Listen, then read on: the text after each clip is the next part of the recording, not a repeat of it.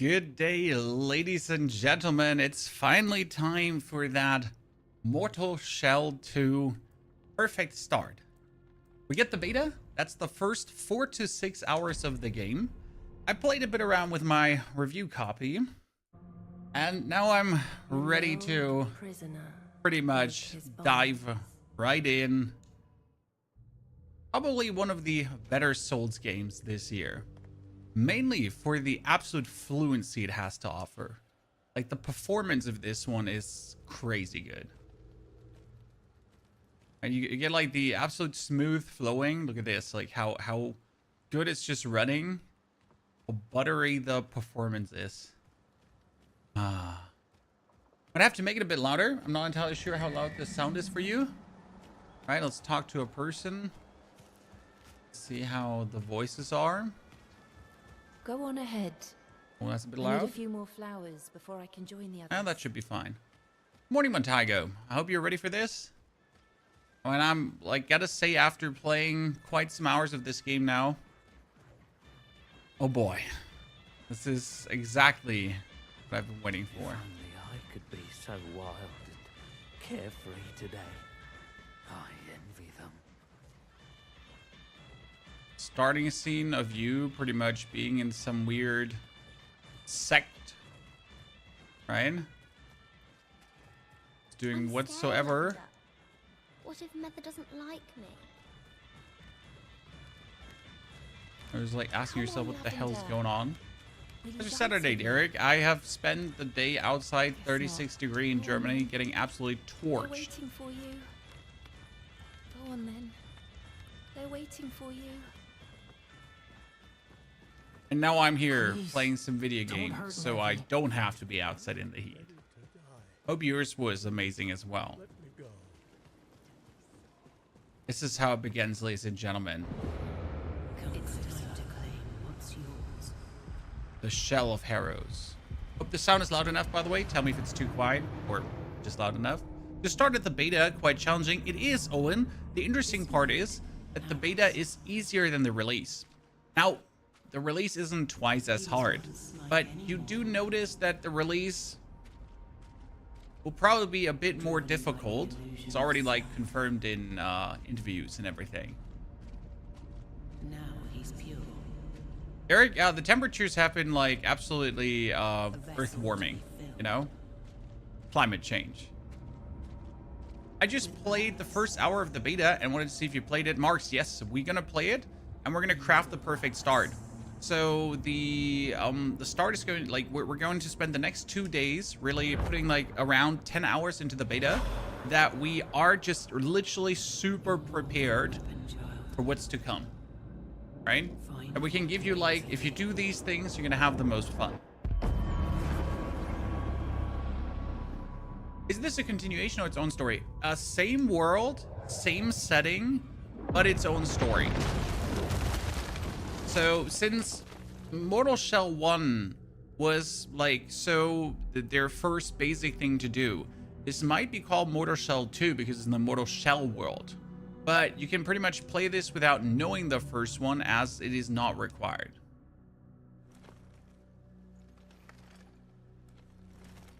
It's still you like inhabiting shells because you're like this kind of parasite, right? You going for the like trying to save the Undermother, that kind of stuff. Okay, let's see. Let's not miss out anything here early. I've always been asking myself. So there was the.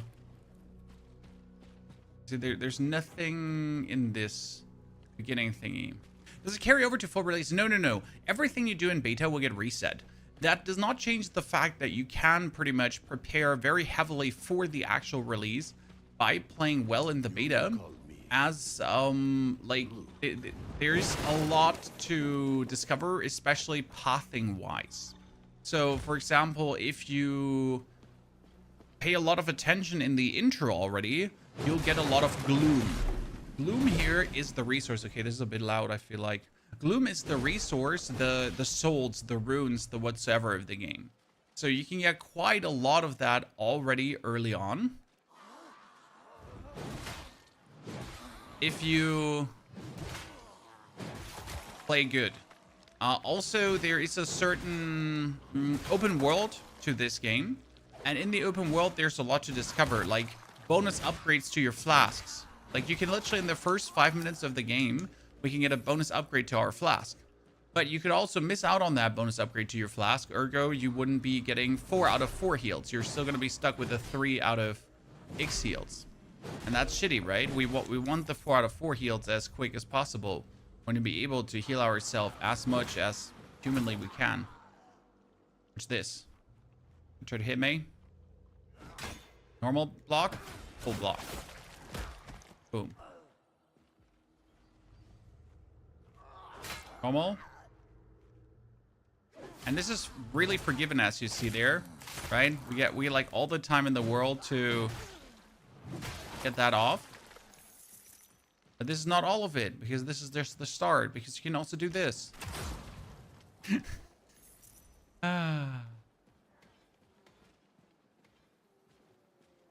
Beautiful, ain't it?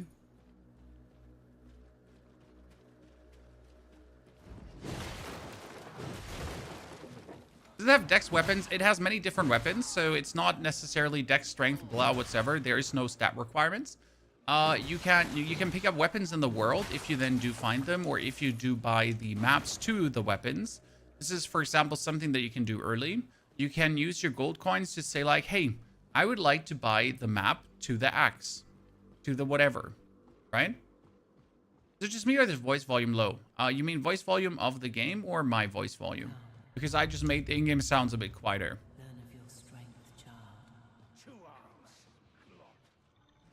The best part about the game is no stamina, Chan. So the more aggressive you are, the better it is.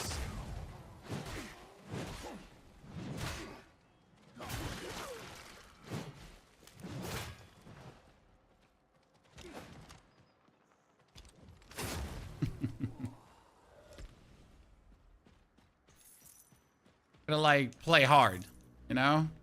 Don't hesitate, push forward, always in their face, and harder. Like treasure maps, yes, I'll show you. It's like, this is pretty much the intro. So all you see here is the tutorial. This is a beacon, okay? So these are your campfires. You have to light the beacons, but not only light the beacons because they are corrupted. So now you have to cleanse the beacon to get the full functionality of it, right? So now that, like here, now you need to go down, and the beacon is always, it has a chest for loot. There can be shells in here, there can be everything in there. And then there's also opponents that you'll need to fight off. There's story stuff, right? And then there's opponents you have to beat to pretty much cleanse this thingy. Odo, good to see you there. Good howdy doodle.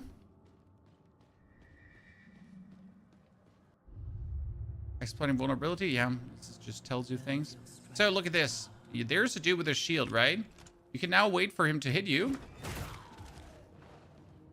because he's gonna lift up the shield to hit you, and then you just execute him.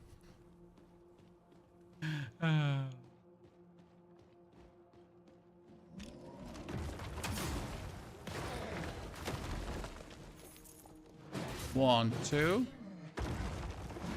Oh, shit.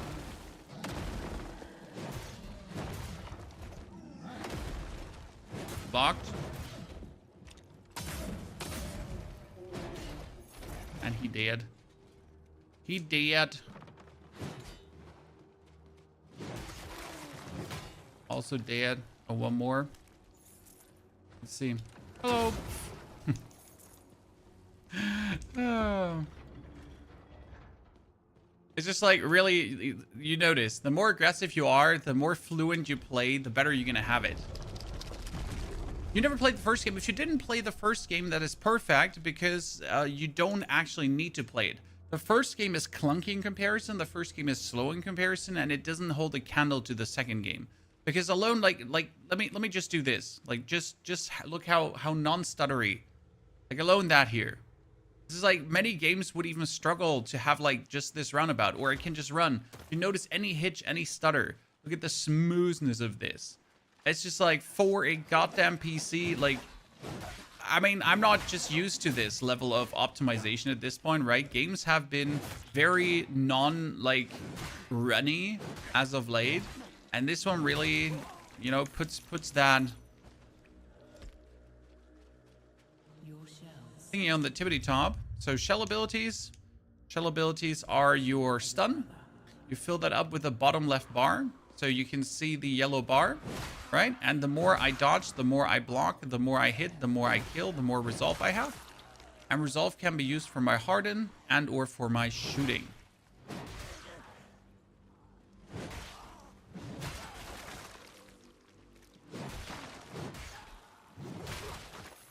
So this is going to be an absolute sleeper potential game of the year. I know I'm being a bit like overzealous here, but that's how much I'm enjoying the game. And I think the game is doing great. This is a yellow light. It fills up your resolve fully.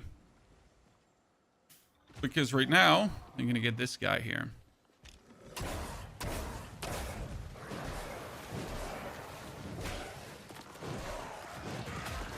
Ow, ow, be careful. Okay, so I get now hit and thrown out of my shell.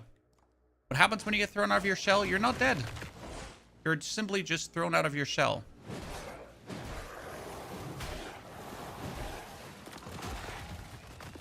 Oh god, oh god, oh god. I want a big gritty here. Good. That happens when you go greedy. It's fine though. We killed him. We're not dead because again, we just get kicked out of our shell. As a Souls-like, yep, but it has a very nice action pacing to it, as you can see. The problem is that was all my life. And there's 3-4 opponents coming. What we can do is, though, we can kick their asses and actually go back in my shell. That's the thing here right now. You see right next to me, there's a percentage. And that percentage is me going back into my shell.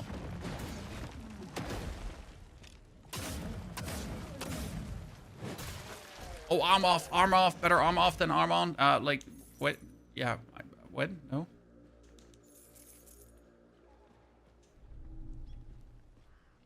Swoogie.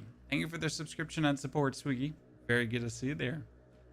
Dark Elden Ring. This is more like Bloodborne, story-wise. So it's Bloodborne, but more instead of this dagger, cape and dagger, it's in a more medieval time. Okay, this thingy here, you hit it, and boom, is Laterite. Laterite helps you to upgrade your weapon. So as much as you get in the tutorial already, as good that is.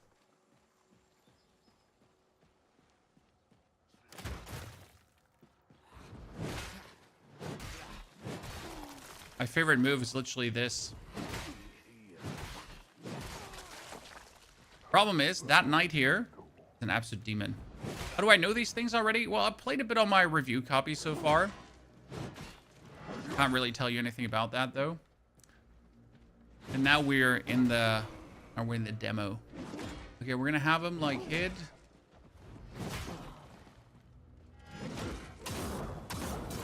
Oh, shit. It only looks bad. Because even if he hits me like out of my shell right now, it's not bad. Okay, now we're gonna just swiggity swiggity smooty. See, like the thing is, you parry. This fills up your resolve, and then you can, instead of parrying further and getting him executed, just shoot him in the face. It's all about decision making. Like, what move do you want to use, right? Do you want to... Oh, shit. I never knew they had that. Dude. Thing is, we're like super close to the safe point here. But obviously that one thing wanted to just eat me. Mark, you made that look easy. I have many hours in these kind of games, and the more, how do I say this now? The more fluent a game is, the better you can play it, right? For example, Elden Ring is a very good game. The problem is, Elden Ring limits what you can do. Elden Ring is intentionally like roll, stamina, right? Just making sure that you're limited in the speed of your moves and everything, right? Here it's all about you don't have stamina, ergo I can act very quick and nimble, and if I react and act, I have the tools to continuously be a demon, right? Whereas that is just impossible in other Souls games. Like, for example, Kazan the First Berserker was similar. Kazan the First Berserker also wanted you to be an absolute demon at any given point, right? And that's like, that's a huge difference in these kind of Souls games. Does progress carry over? No.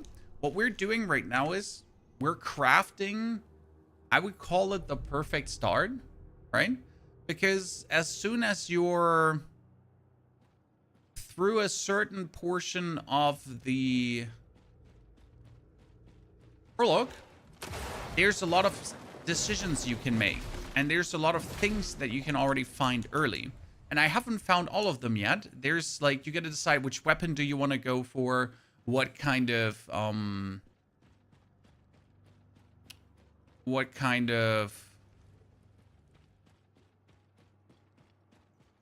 shell would you like to uncover, all these kind of things. And obviously not all shells are made equal. For example, we're currently playing Harris, and Harris has the harden ability. Oh no, actually no, he hardens that, he freezes the enemies. But there's like different shells, different abilities, different strength, different weaknesses, right? Oh goodness.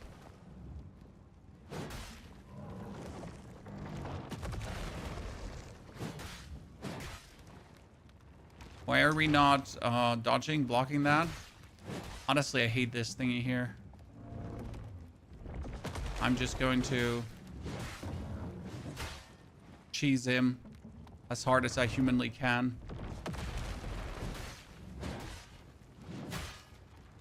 Because he has like a grab.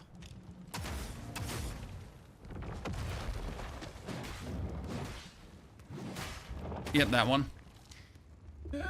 No, Mom. God, no. It's about, please, spit me out again. See, also the heal really quick. Like if you compare like the flask drinking and Elden Ring, how long that partially takes, right? Nothing in comparison to this, where you just like really sip that bottle super quick.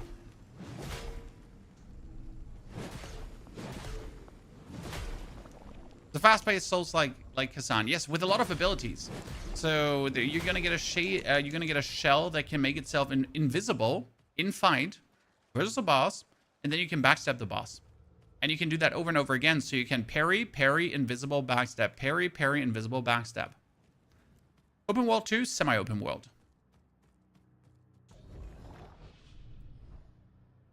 So what we're gonna do now is a dungeon. There are also dungeons, okay? You pretty much walk over here, and it takes you into this mirror. And the mirror always indicates this is going into the, well, underpass, underworld, under whatsoever. And it's like a mini dungeon, where there will always be rewards waiting for you. And dangers. This is a stone crab, or a stone spider.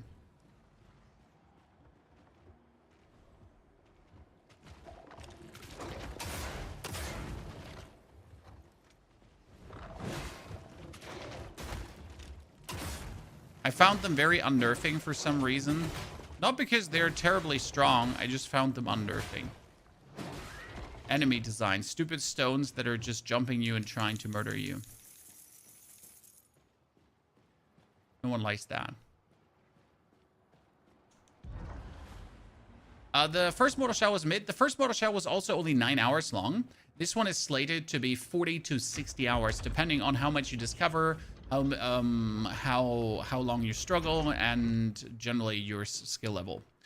The intriguing part is that there is an easy mode in this game.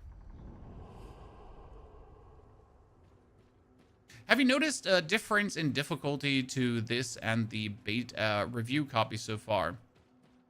Similar.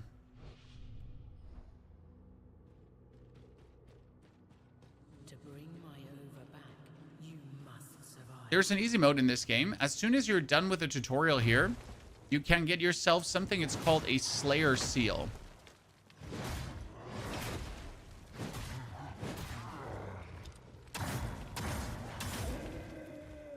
And also that Shoddy is obviously making life a lot easier when you're just able to absolutely take out the enemy. Ventrium. Ventrium is also to upgrade weapons.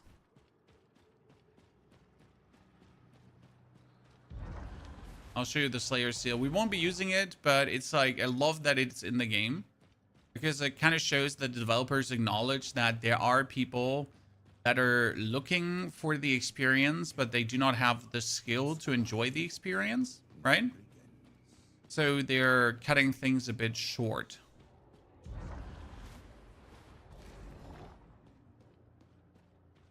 Let's flee, Chad. What is this game, Skinners? Well, I'll let you decide in the first boss fight. This is the intro boss. Red attacks mean dead attacks.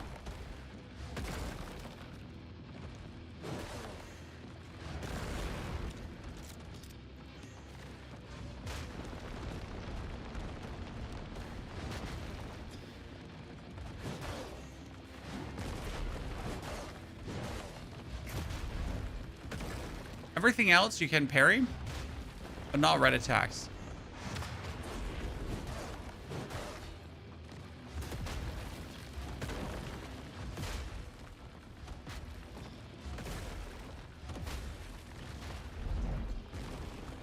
A charge. See, now I survived him like trying to pummel me, right? And then I shoot him. He gets staggered from that.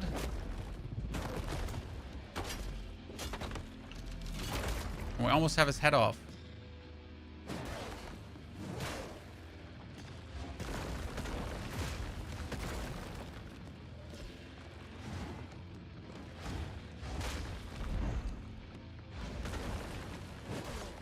I like how the 20 billion ton golem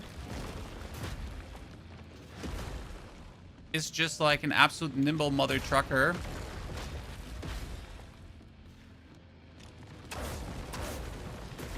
Oh goodness. I was gaming so hard. So was this hard now? No. But is it still difficult? Yes. So by the way, you can't beat this boss, right? This is the sad part. There's also no achievement for beating him. You pretty much get a new seal for doing this. Seals are special abilities, so harden your body to withstand the next attack. Or Untarnished Seal gives you the perfect guard. I obviously stick with the perfect guard.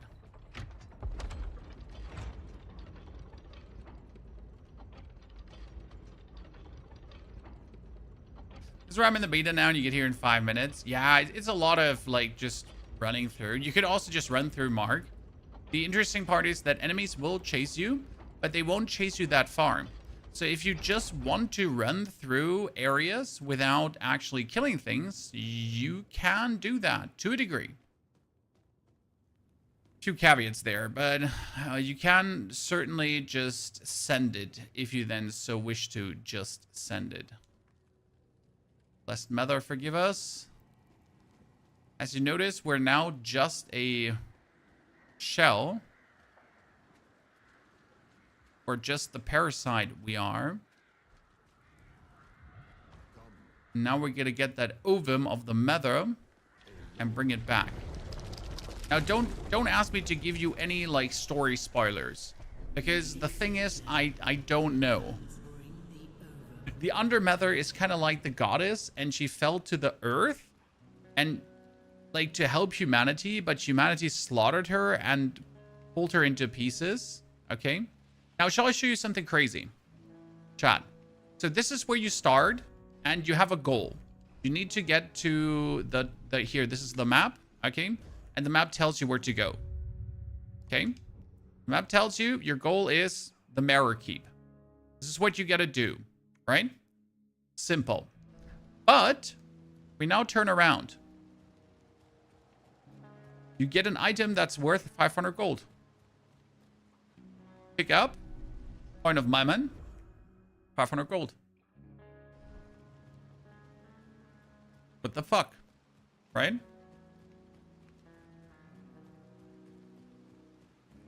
Just like that.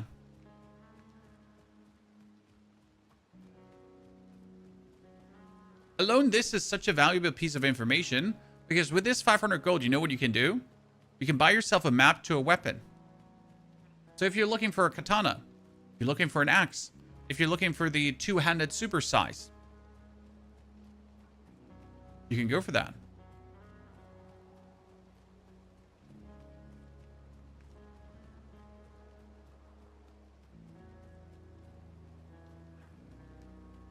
And we're trying to find like more of these things today.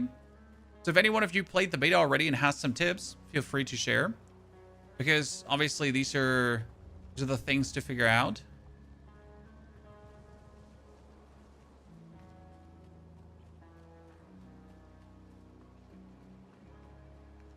This is the beta. This is just the beta, Skinners. But you have the first 4 to 6 hours. And since I can compare it to the review copy, I know which items are staying. I love how the rain is shown on this screen. Very atmospheric. Fully agree with you.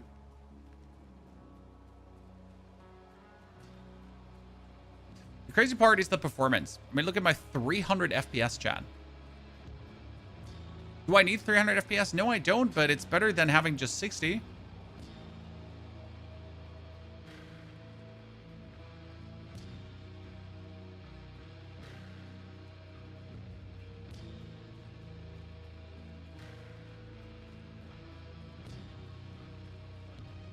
The world is bleak, Chad, and in shambles. This is like pure Bloodborne nostalgia. Hey, do you get to see there? Does the game start you off with a heavy big sword? Yes, this is the Harris sword, and it's going to be your friend for a bit. I'll not say you're gonna get a new weapon, Super Ultra Quake, but it's not that long until you get one. I'm gonna put the ovum here. And then we're gonna head into the Mirror Keep, ladies and gentlemen. This is your hub. Central hub. What's the release on Monday? And you meet Big Mommy 1. I know what you are. She is the Keeper of Shells. Okay? She now tells you where 2 shells are. So shells are the different classes in the game. And she pretty much shows you like where 1 is or where 2 are. And then you can here interact with these. I have none to speak of. You can interact with these and give them glimpse to show the location of where they are. Okay, here, locate shell, it says, and the shell's there. But I could also locate the other shells, if that makes sense. Right? These shells, And then with her, I can upgrade said shells. they're more than mere flesh. Their stories hold truth. And our first beacon, level up. Great Since I played now the intro efficient, I can already do 4 levels. You know what happened in my first time I played the intro? I fell down a ditch and lost all my gloom. Yeah, I wish I didn't have to tell you this, but I literally fell down deep into a ditch. Next thingy. There's Sister Ganessa here. Your save cannot be transformed to main game. No.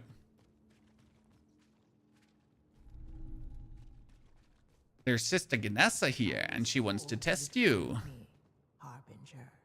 Come. I see you're prepared, but you have much to learn. She wants to teach me guarding. Let us I mean, regardless of me having already guarded.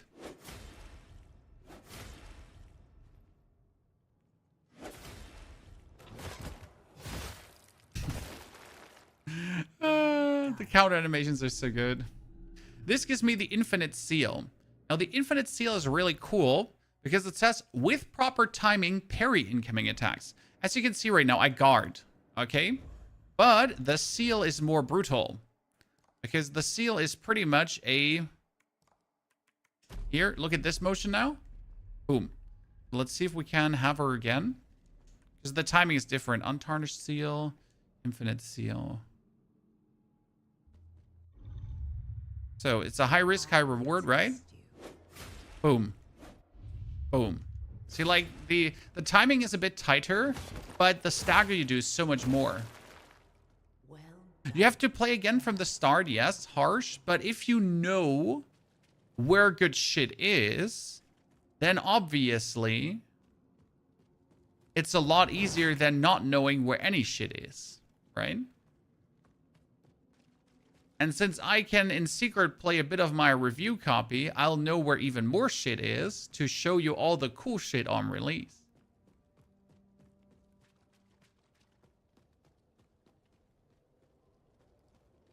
Let's go up to the Maschine. Here we're going to talk with Mr. Franz. And we're going to get him the actuator we get earlier. This part, it's what makes her purr. Well, hold on. I'll bring her back to life. Finally, her heart's beating again. And with that actuator, we can now upgrade our weapon to +1 and +2. Good damage increase, right? Geppetto, did you enjoy the OG game? Yes, I beat the OG game soundly. It was a super good experience. It's you But a bit short. in the flat. Now we're going to give our ovum here to the ovum machine. And this allows us to siphon gloom out of it. So more level up materials. Okay. Then we get the vendor. Hey, you there. You're that special Brev, right? I've got something nice for you. And he gives me a map. Look at that. And the map reveals the axe and dagger. One's free, but I got plenty more if you got coin. Just come visit your new friend Merrick. And here comes the intriguing part now. If you walk past this and go to the seal spot, this is the Slayer seal. The Slayer seal will make you stronger. Okay? Will have your weapon break enemies and heal. Now the Slayer seal is easy mode because it disables achievements. Okay? So you could use this now to pretty much play on story mode difficulty. Because again, your shots break posture. Do you know how useful that is? You can just shoot at bosses and have them on their knees and then execute them. I think that's cool. Again, I personally enjoy having an easy mode for people that require it. Now, obviously, I don't think this is the way to become OP early, as that is like quite cheesy.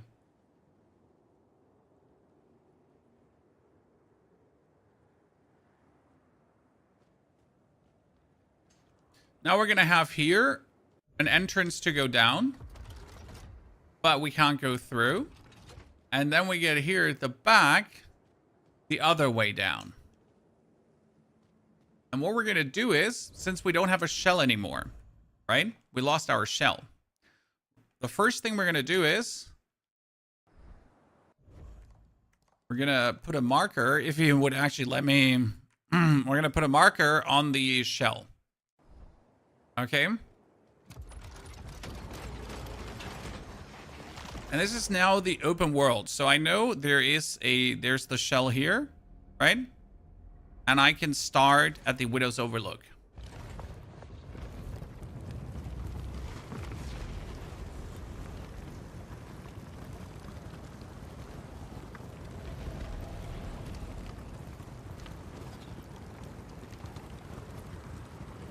Eating me down on the world. Henry, howdy. Problem is now that I, as I said, don't have a shell, right? So I'm very squishy. I don't want to fight a single opponent, as each opponent would just do me dirty. So we pretty much got to get a shell first, that we can be tankier. We can get some gloom. If we wouldn't trap into the bear trap that I totally haven't trapped into at least 20 times. And see, there's a boss here. You don't want to fight him.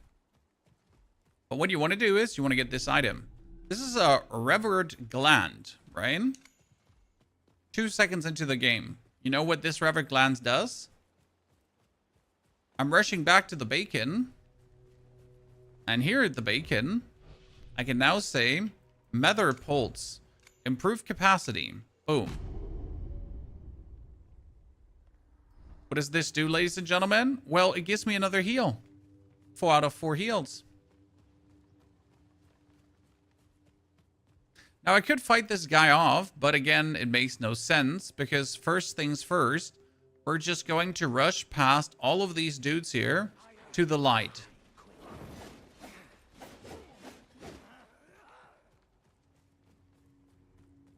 Like, I don't want to care about any of these, right? Just get through, because here's the shell.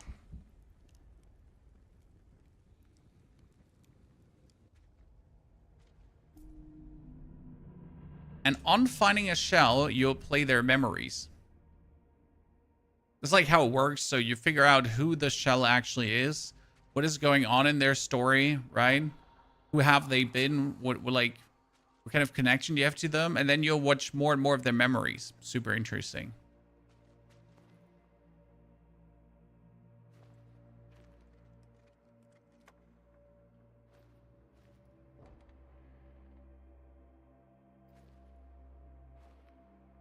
And he seems to be a thief and an addict. Because you're trying to get, like, here, the medicine. Empty. Shit. Teal, what are you doing here? Look at me. Your remedy. I need more. I see. The rash has worsened. But I'm afraid more would be unwise. It's quite potent. We'll see about that. Please, you're going to hurt yourself. I'm already hurting. What's the difference? See, and now I got this shell. Boom. And the shell here has a lingering shadow. Okay? So I get undetectable if I have enough resolve. And then I can, it's like, I can do this now. Undetectable. Sneak up from behind. And boom. Pretty nifty, isn't it?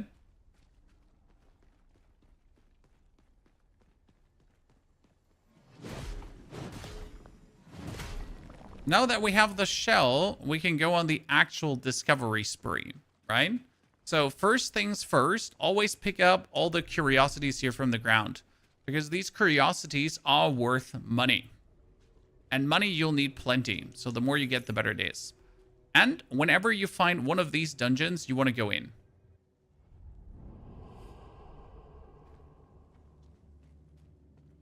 Because these dungeons are just there to give you resources. Bloom, levels, gear, everything.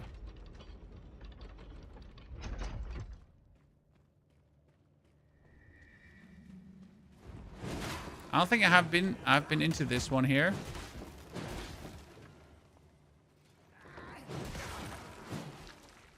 Wow, you were easy. See, now I don't have it yet. I have been to this one. So I'm pretty much now building up more resolve that in the worst case scenario, when I fight someone, so I can hit him, go invisible, boom, and then finish him off. And I can do that versus elites as well, right?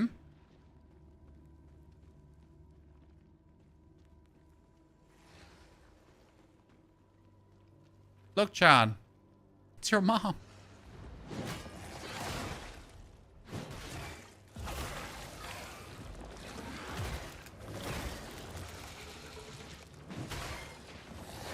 Oh shit. Tight timing, tight timing. I mean, really, the timing is really tight for my... Come on, do it again. Do me. Boom.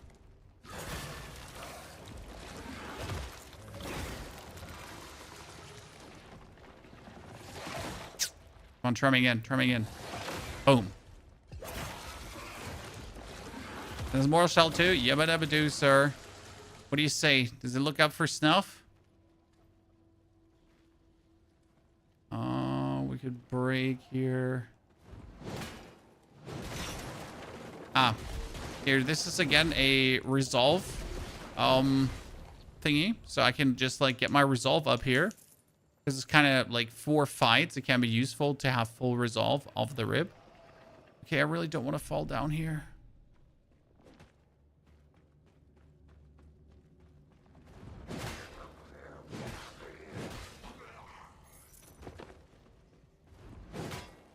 I need that chest, but in order to get that chest, I need to first take care of business.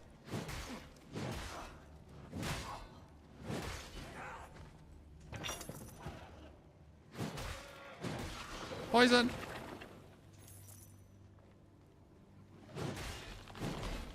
Can I? Yeah. Sorry. It is not funny. I'm just a psychopath. As it seems. This will sell better than Beasted, yes. I mean, the atmosphere is better. The story is interesting and convoluted told, but you're gonna be intrigued to find out what's going on. The systems are very deep. So there's like on top of like the shells, there's the seals, there's tar stones, there is something I consider spells, I guess. So there are layers upon layers of functions baked into this. Okay, we killed one. There should be more enemies here. No? The trial usually spawns more.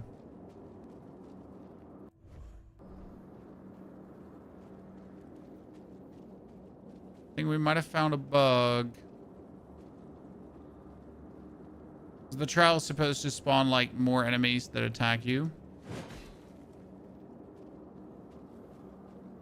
Not sure if I'm just like, if one of the enemies is just stuck somewhere.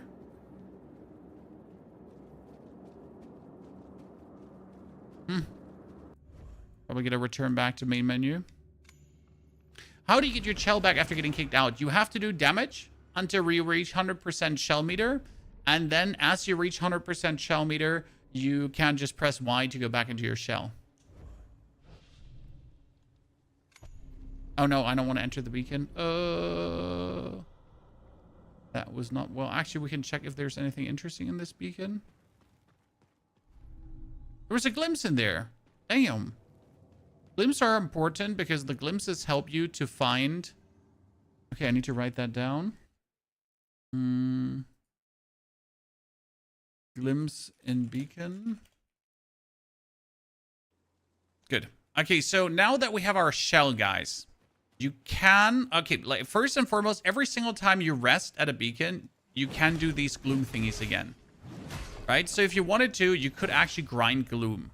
That's terrible. Now that we have been, though, now that we have our shell, though, here, right?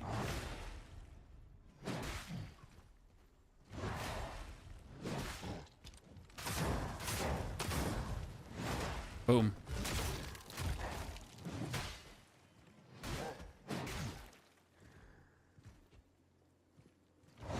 1, 2. Oh, no, why? 3. It's like if you get the timing down, it's brutal.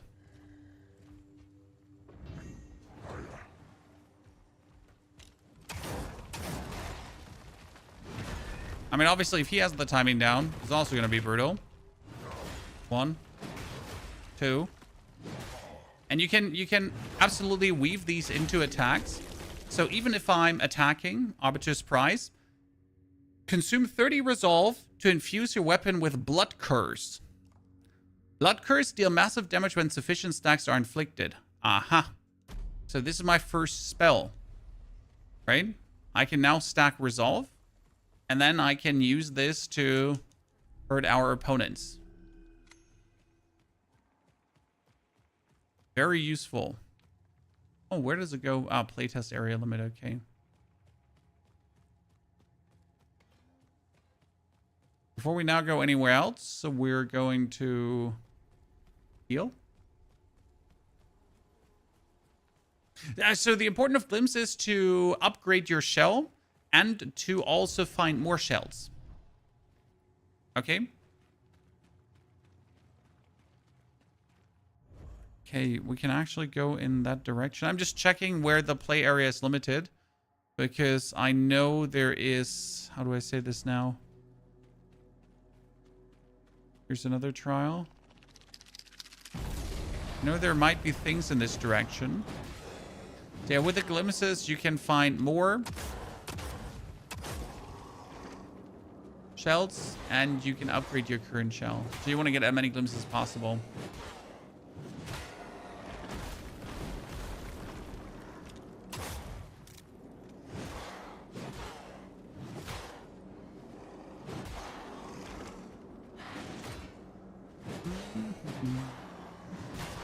So yeah, like the good thing is that every attack can be aborted for a parry. See, like I'm swinging, but I can abort it. And that's so important. It's called animation cancel, right?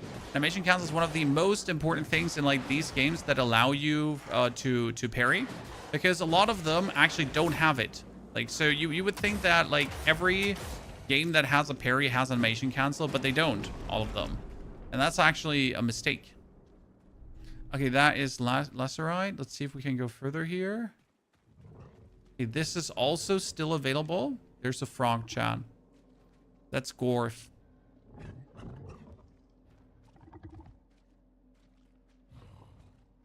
Gorf has a frog in his throat, chat. Yeah, I'm concerned about you.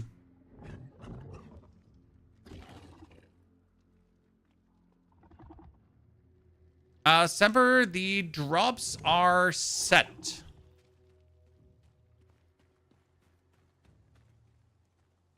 Aw, playtest area limit. That's sad. I really wanted to go in that direction. Semper, the drops are not randomized, no. Level up. So we get enough now, so it can already be level 5. Nice.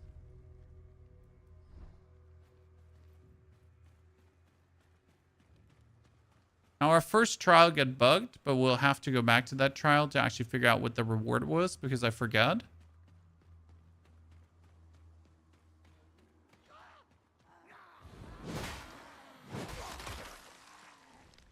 However, there's trials everywhere, as you can see. They're not like super rare, like these actual gates into the underworld. They're quite frequent, and you need to go there. This is where you get the upgrades. Sylvia, yeah, I'll probably just go back and get like that thingy again. It shouldn't be a big problem.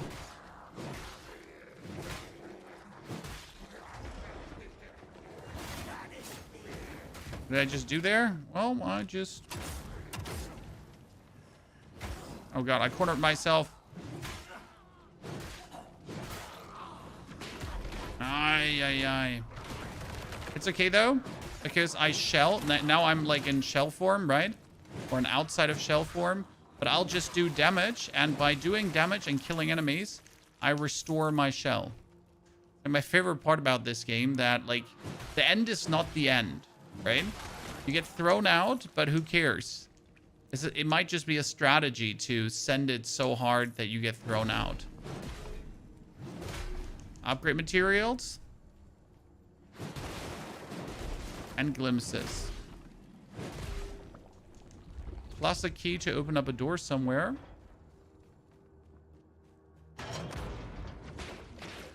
Uh-huh. See, now I can get my shell back and just kill him.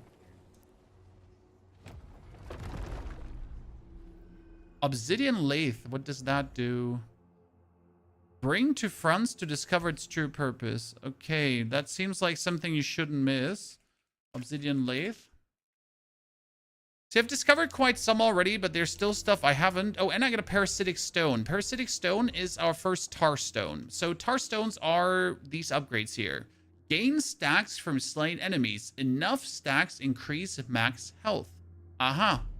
This one you pick up, put on, and now I don't have to do anything. So the tar stone is just active and just does what it does, right? Show details. Pretty much. We just have to now level this up. We have to slay enemies, and then we'll get more. Right? Let's actually write that down. I wonder how much that is actually getting per.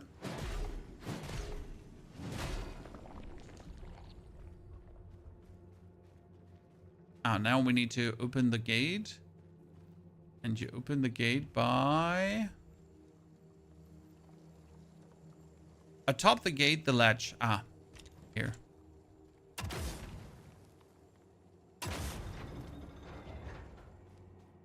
Almost get stuck. The only thing that I dislike is you don't have a teleport out of dungeon. Okay?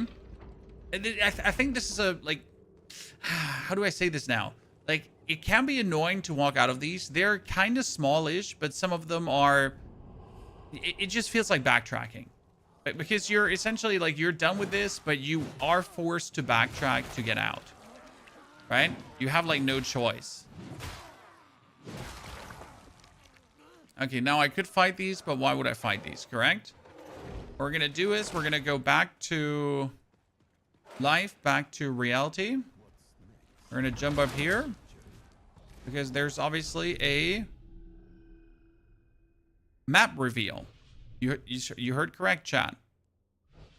Right? This is showing you corrupted gates, and I assume corrupted gates is what we have to do for story progression. You know, once I thought I'd find the eggs.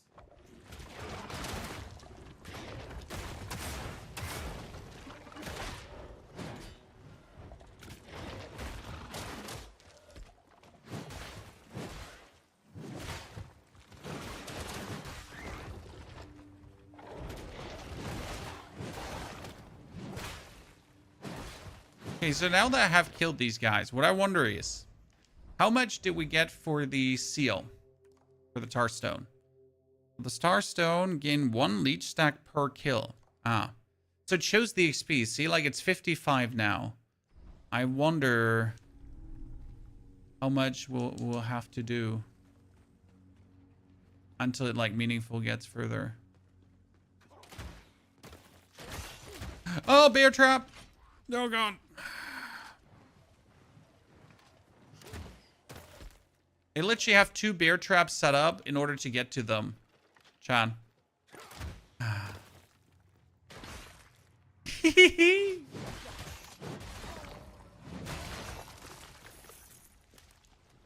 So I can tell you that these knights, they probably are somewhat tougher in the real game. How big is the map? So from what I've seen in the beta, there is this area that you can see so far, but there's way more. The story is slated to be anything from 30 to 60 hours, depending on obviously how skilled or terrible you are.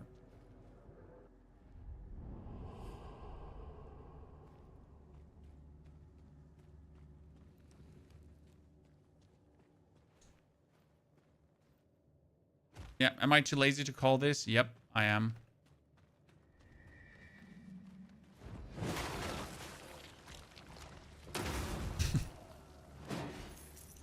Good.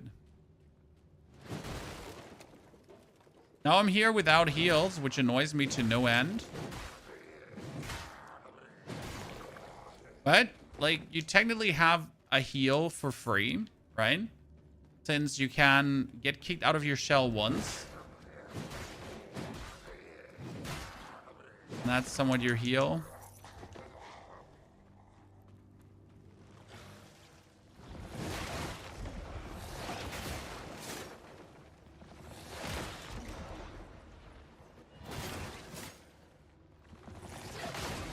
Boom.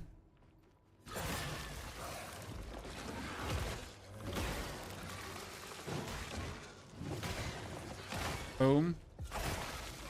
Demon time. Any other ways to heal yourself? Yeah, there are items that you have that I don't have a single one of that can heal you over time, for example. So, like right now I have only items to sell, right? Actually, this is a resolve. Like I can get burn mitigation. There will be items that you can eat to heal yourself. So it's not like that you're completely lost on not having HP. But it's also like, how do I say this now?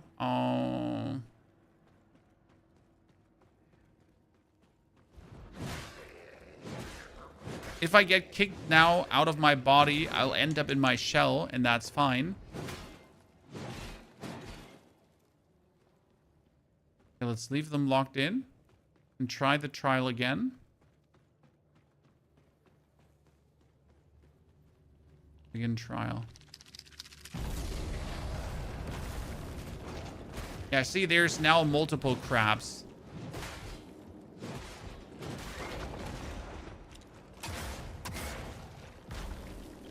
Look, you remember him, Chad?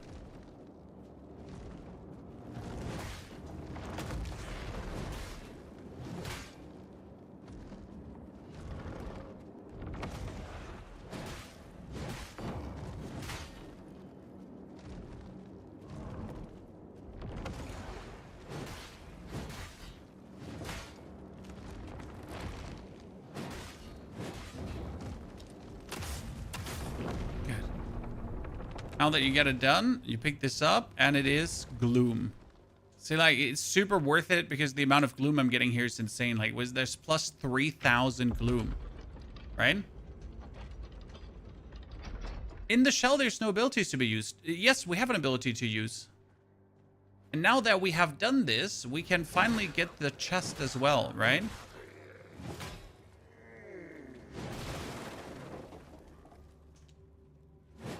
Oh, he's just flopping around here. The ability that you can use in this shell is a go stealth and stab enemy. Okay, this is the demo. Yes, this is only the beta, but the beta has 4 hours of content. Now, I'll already, like, the game is very open worldy, which is a good and a bad thing, because I can tell you, like, without giving you any information, right? In the review copy, I did complete different things than we're doing here right now. Because I literally just went blam. Right? I started the game and I went in the wrong direction. Now, I know that sounds stupid, but there were so many directions to choose from. So I just went into a way harder area and I ended up somewhere where I got my ass absolutely beaten. I completely ignored any kind of information that the game gave me. And I was just like, whatever. I'm better than this. Well, let me tell you, I wasn't better than this. Okay. You can carry over progress. Nope. I was indeed not better than this. So there is probably a way how to do the game, right? How you have a good start. A Shattering Stone. What does a Shattering Stone do? Oh, I get that one. I completely missed that last time. So the Shattering Stone does what? Melee attacks deal increased stagger damage. Damn. So like that's also another Tar Stone to just equip. Deals sufficient damage of this type to make the enemy victim stagger. We get the Leech again. That gives us more maximum health, right? We get it now leveled up. We get the others. So that's good. Shattering Stone. And this is how you kind of like build together builds, right? Slow and steady. The beta is big in no direction. Well, you get a direction. The game literally shows you potential discoveries. And the game gives you a map that shows you even more discoveries. So you're definitely not devoid of direction. You just have to find, like, for example, if you don't get the map piece, then you don't know where the gates are that you're supposed to go for. Okay, now that we have done quite some stuff, let's actually go to the beacon and return to the Mirror Keep because I want to show you something. Because as we're now returning back to the Mirror Keep, and I hope the functionality is active. Like, I don't know. We're going to turn around to the Cester. Is that the thief? Let And now you can talk to her, and you can go for shell abilities and shell bonding, right? And I can now use my glimpses to level up my shell, right? I can use to deepen the bond. This will give me more points that I can then put into the shell itself, right? And then here we get, obviously, we can invest glimpses to unlock abilities later. So you do actually more damage and everything. And this is where resources get limited. Because now I could use my glimpses to look for other shells, right? I can use these glimpses to look for these shells. Or I can use my glimpses to bond the shell to me, right? So I can do this to like get the Ember of Rebirth. See, now we're level 1 and I can already enter the memory if I want to.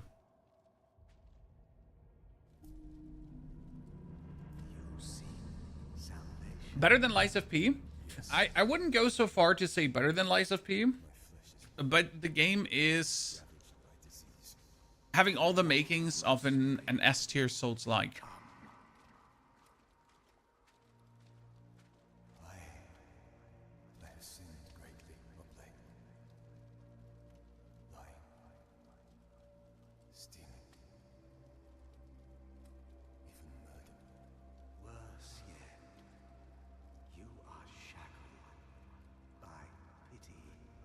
Is there a way to farm those, the glimpses? The glimpses are a limited resource, but you get quite some of them by literally just playing the game and discovering Heimdall. So the more you discover, the better it is.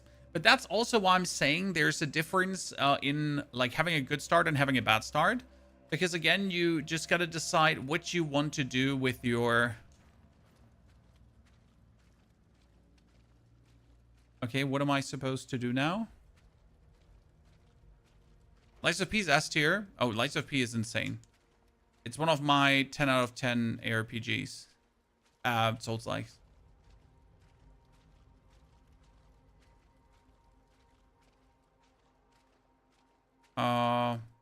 Okay. It didn't tell me in the, like, either I missed it or I didn't pay enough attention, right? Usually these memories are pretty straightforward. I cannot talk to the man. I can talk to the man, but I gotta stand right in the position.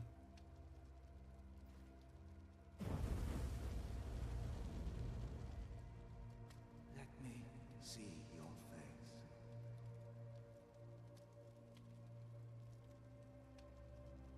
Is he gonna burn my face? Embrace suffering. It is the Ember of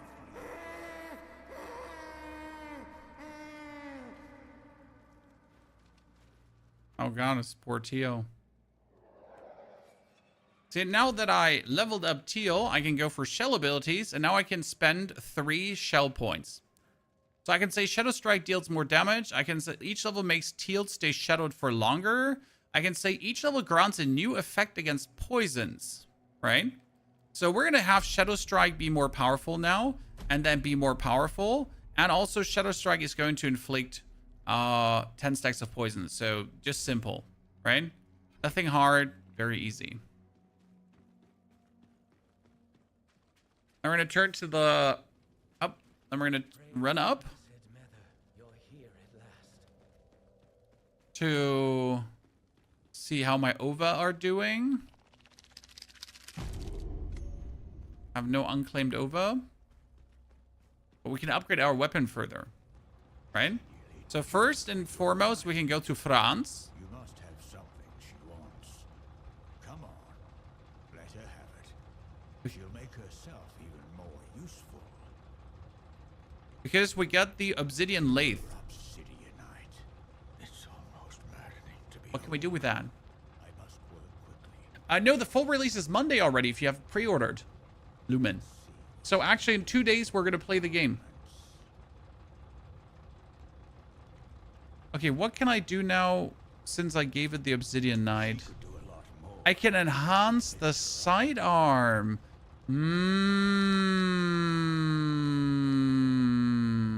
Now the thing is that you really have to consider if you want to or want to not upgrade this, right?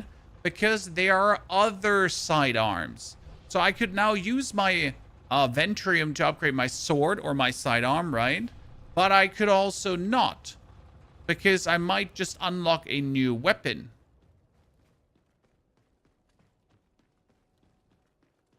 And that's usually what you have him for.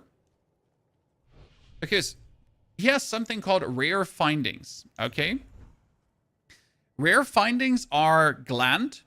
That would be another heal. Yes, chat, I could buy another heal. I could buy... I can improve the Mother's Pulse, and I'm actually not sure what that one is. And I can buy a Glimpse. It's expensive, though, right? Then I can go for Tar Stones. Consume to perform charged light attack, or consume resolve to perform a charged heavy attack. Cool. Plus, we can sell him the Coin of Mammon for 500 gold, right? And he will sell you some other stuff. Now I'm going to buy the gland and the vessel. I think these are the first two things you should buy from him. Harbinger.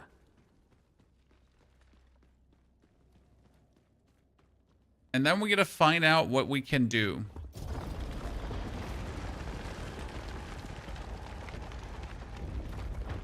We're going to go back up on top and teleport ourselves out again. And if I had more waypoints unlocked, I could obviously teleport to these waypoints, right? But we don't have more waypoints unlocked.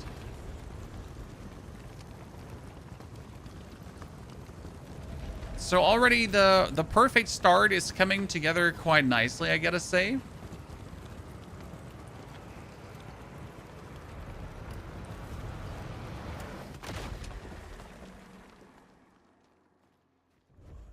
Go here, and now let's see. Mother's Pulse. So we can improve capacity. Capacity is more heals. But what's efficiency? Oh, that's more heal. Ah, yeah, makes sense. And we can be level 6 already. Boom, chat. Level 6.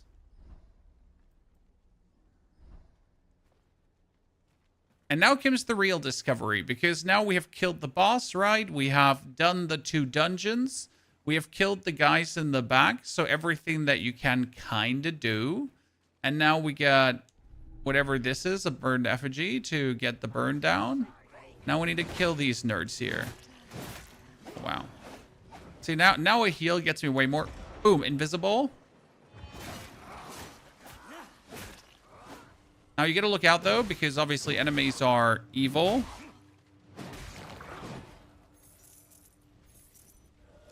So already that pack ate 2 of my heals, right?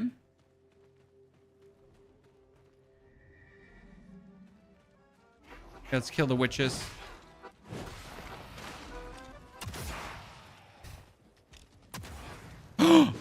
Whoa! Lady! Bro! She sidestepped my... Dude! Old hack sidestepped my attack. We're not playing here. 3 offerings needed. What for offerings? How can I do that? Where can I make offerings? Does the progression carry over? The music stopped. Well, for now at least. I'm not opening this door. Are you mad? I don't even know who you are. Listen. Hmm. Okay, like that's the only voice line we got. For now at least. So the progression does not carry over? No. The only thing that carries over is what you got in your head. Now, obviously, there are changes. So don't expect the game to be one-to-one, just like the beta was, because there's more. There are more enemies. There's different stuff. Like, right? The actual game is going to be more. Why even do a beta? Very simple. The beta is out for longer already. So for a month, reject. I just didn't see a reason to put much time in the beta, because if the game is going to release in 2 days, I'd rather enjoy the beta now and get like my motion in fresh and everything to be ready. Right? So the reason you do a beta is simple: to test performance. We are guinea pigs. We are testing if the game actually runs well. That's what we're there for. That's the reason why you do a beta. And it's a very good reason to do a beta. Oh, what the fuck? Bitch.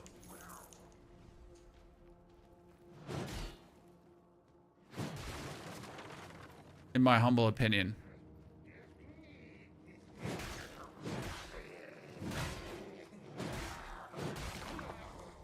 So if you're one time not aggressive, they'll actually hit back. And that's the last thing you want. You don't want your enemies to hit back. Nerds. I mean, beta is also there to see if you like the game or not. Because I'm going to be honest with you. If you suck at parrying, I don't think you should play the game. It's not that you cannot play the game with dodging only. But the reality is that parrying is the juice. Because parrying builds up resolve, and resolve is needed for all your abilities. So if you do not parry, you're literally going to be worse off for wear. An Ember Seed Stone. Consume resolve to infuse your sidearm with burn. Ooh.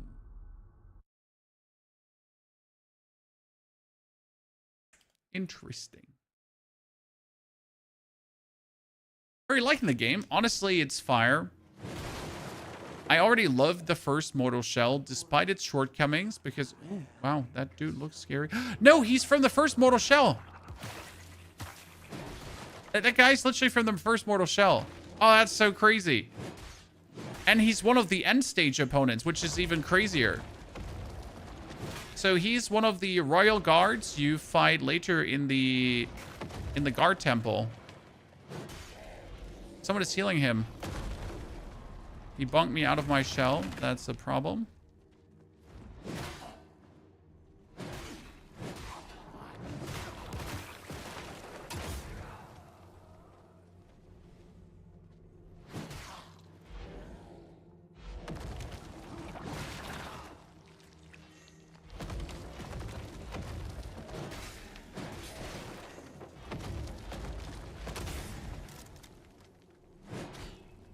Okay. Boom. Now I can get my teal back.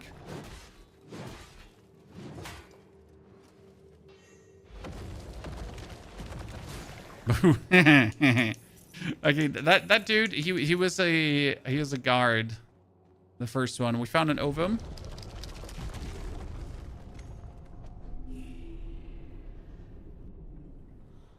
I played the full game? No, this is the beta. So now that we have the beacon cleansed, we can use it, right? Fully. And we can also bring the ovum back to the base. Good. What else is there in this village, ladies and gentlemen? That can't be all of it, right? There are the hags. There's the cap. Dude. It's Baba Yaga. The Baba Yaga ninja. So why is a weld cap needed? It's actually well cap. One candle. There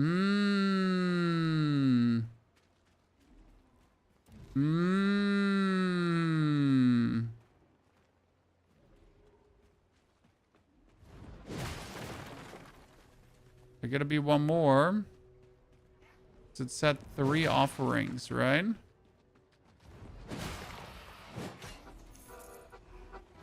Three. Bro! I'll never get over that witch just, you know, ninjaing out of the way. Oh, Jesus. Invisible. Get out of jail card.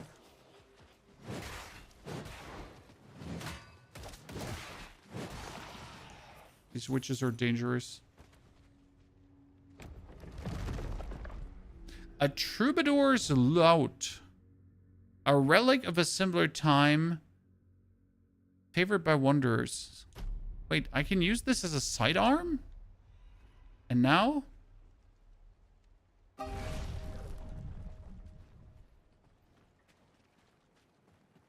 I shred? Chad? Can I shred?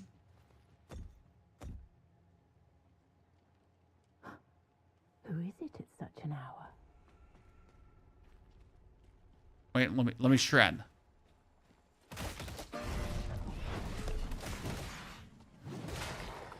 Okay, so I can use some musical. I mean, I'm not gonna use it, but it's cool but it has like less range, so it feels like I'm not doing myself a favor by using that. Ladder ride. That ladder ride is very important. I'm gonna have to write down all the points of ladder ride. Why? Because ladder ride is upgrade material. The more you know where ladder ride is, the better it is. Okay, so we got the healed, we got the thingies. That can't be all of it in this area, right?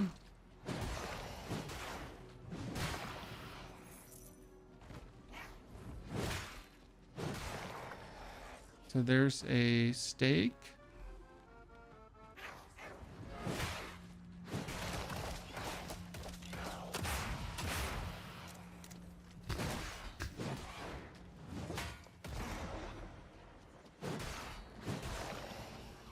Got them all.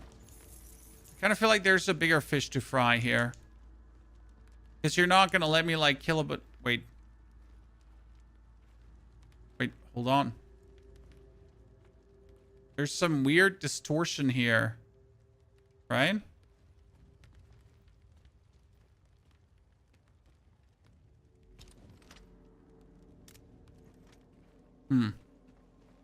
Maybe not in the demo. I'm going to have to go here tonight in my review copy. Oventrium. Again, we're writing this all down, ladies and gentlemen.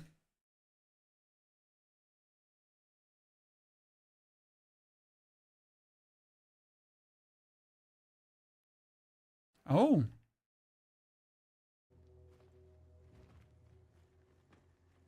This is good because this is... Ladder ride again. Sorry. Like, sorry for the tapping in and tapping out, but you'll profit from this in the end game. Okay, let's see. This is the open beta, my friend. Okay, first I'm gonna grab the burned effigy. Oh, I didn't see it.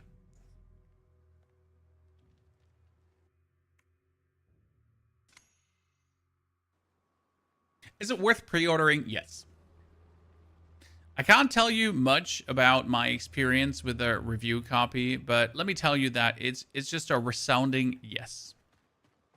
In case you like the combat. So caveat plus minus FY. If the combat is something you think like you enjoy, right? Then absolutely should. Because it is truly like a remarkable experience. I think I like the pacing of the game just tons. So one thing I have a problem with, whenever you fall down a cliff, like your gloom you lost, your souls, they're in a shitty position, right? So right now I had 6,000 gloom, but where is it? It's supposed to be here where I died, but it's not, right? This is something that has been weird to me because my gloom has literally appeared in the weirdest position because it was then suddenly just around the beacon, right? It just spawned somewhere around the beacon, or it was just completely lost. So whenever I had a gravity death, things get a bit awkward. And that's something that really is like, eh.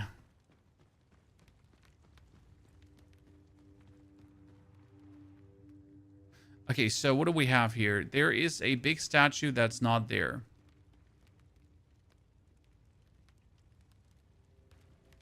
And now the big statue is there. Oh! And it gives you the Mushroom Village key. Oh, opens a locked door of a dungeon somewhere.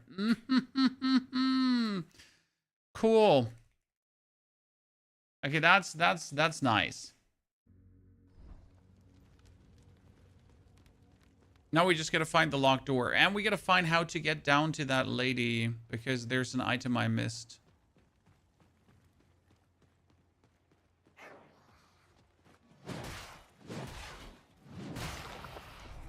See, like, I still haven't felt my gloom back again. Right? We're just missing 6,000 gloom now. And 6,000 gloom, that's a lot. That's like a level.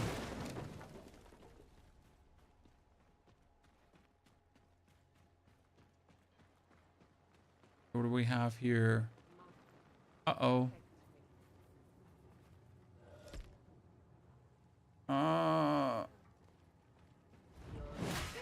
Always open with a charge attack.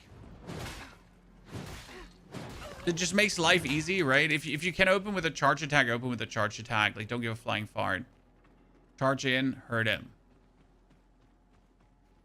Okay, playtest area limit. Oh, I'm going to return here in the review copy. Ladies and gentlemen. But my sweet little ass, I will.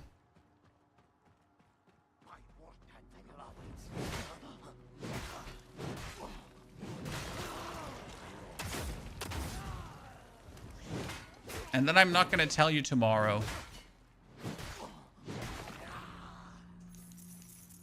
What we got here? Length of the game, 30 to 60 hours, depending on how good, bad, ugly you are. Especially how ugly you are.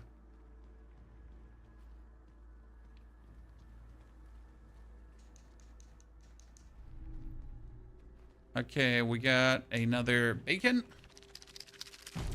So it really just comes down to how much you want to discover in the game. Do you want to go for everything, right? Do you want to have every shell unlocked, every shell ability, the shells maxed out? Do you want every weapon? All these kind of things. Here's now Axe and Dagger, ladies and gentlemen. The problem is that the Axe and Dagger are obviously weaker than what I have. So there are cool weapons, right?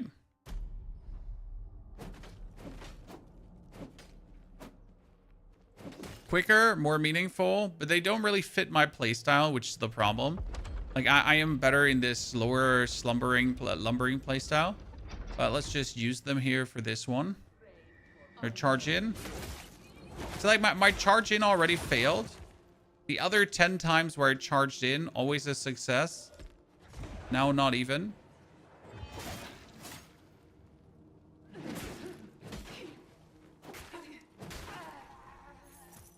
I underestimated the range of this. And we're going back to our sword. And we're going back to our sword.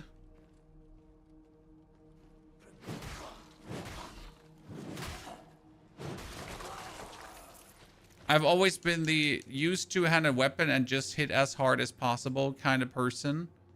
And never the take your time to slice and dice away at them.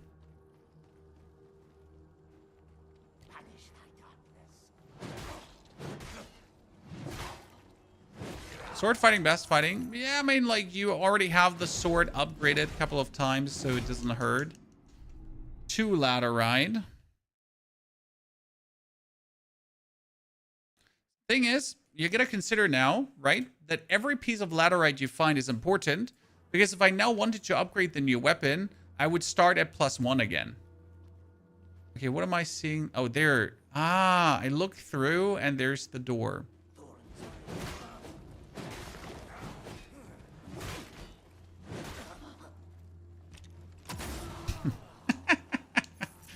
It will never not be good.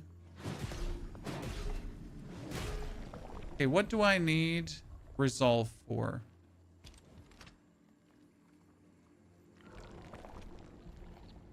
Right, why would the game give me resolve here? Clearly I'm supposed to see something.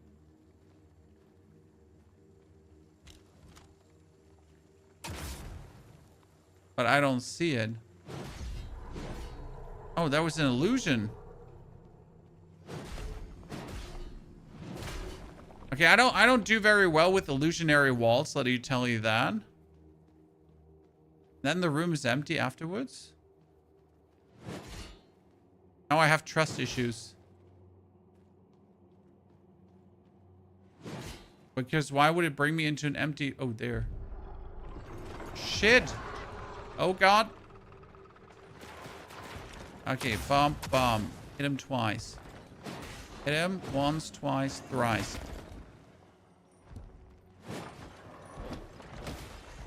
Ah, shit, that one couldn't be. Hey, come on, try again. Oh, shit.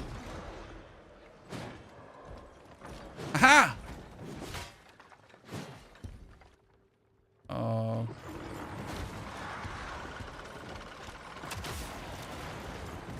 Oh, that wasn't the real one. That also wasn't the real one. And that's the real, also not the real one. Also not the real one. The real one is in the middle. Boom.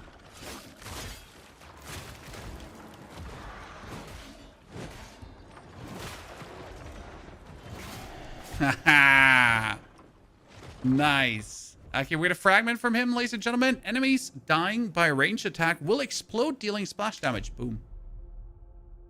Look at that, how useful this dungeon is, right? Oh, or this little thingy here. Volta fragment. The game is not that easy. The game, like, I can already tell you that the game is harder. Yes. 100% gamer. Now, the thing is, the game might be harder, but you also have to consider that you shape the difficulty of the game with the amount of discovery you do. Right? Okay, we're in front of a gate. And that gate would now be the first corrupted gate, where I have literally never been. But before we go into this corrupted gate right now, we literally have to find the... What are you? What in good gods or no? Just no. Oh God.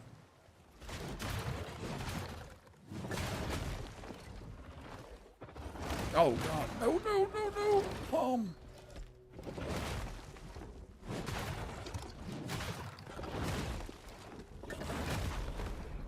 Range on that thing. Honestly. Absolute dislike. Maximum dislike, yes. On your existence. Yeah, this is where the sister was. Okay, but then we got here a burn effigy. We got a Tooth of Nahti. Tooth of Nahti really good because 2,000 coins. And now you might not believe this, but this is like probably the most important item that we could find here. Okay.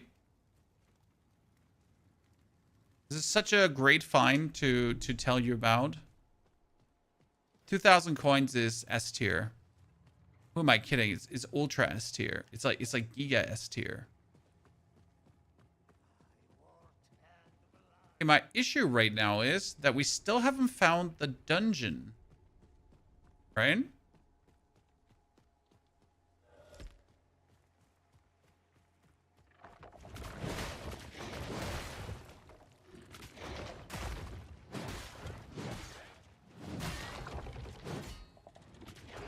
I met the frog and I finally have the item to heal him or to make him feel better because he needed a weld cap and I didn't have a weld cap, but this village has weld caps, so it's a good thing.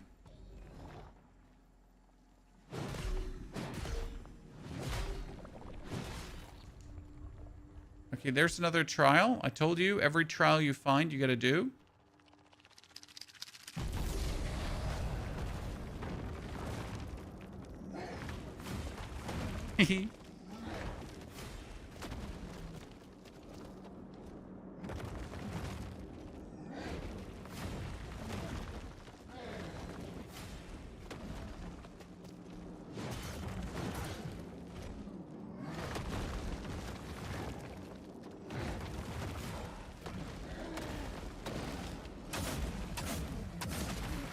Good. You get more where that coming from? Oh, shit.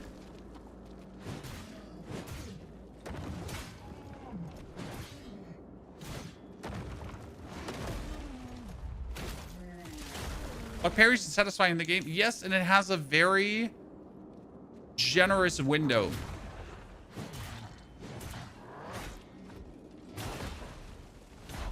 Oh, wow. He went for the double trouble. Did not expect that.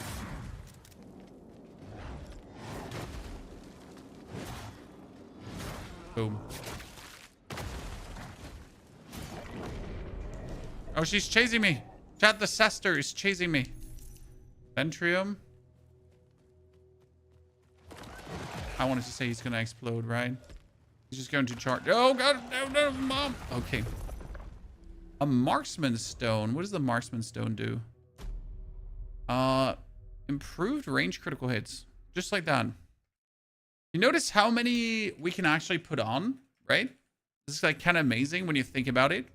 Because if we can put like so many different stones on, that means we just have a lot of potential to mess around with later, build-wise.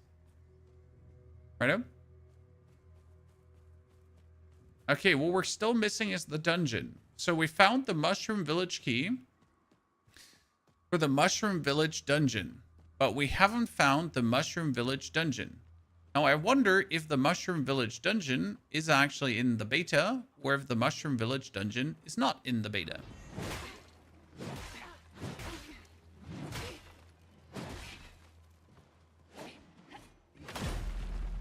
And that's 7,000 gloom lost again, that I probably won't get back.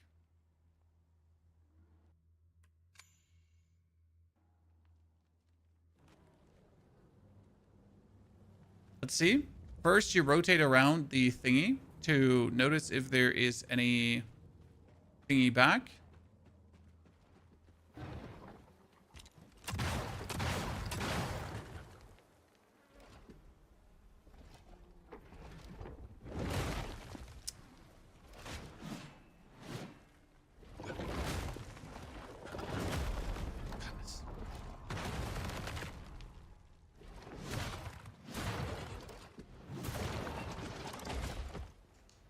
Okay, that one gives 2,000 gloom. See, this time my gloom is actually there. I swear me, mom, I had her.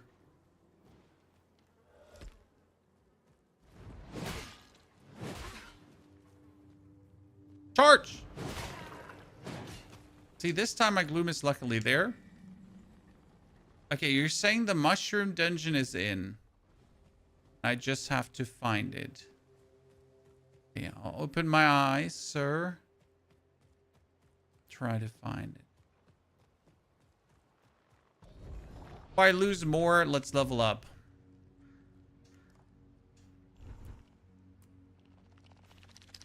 Got it.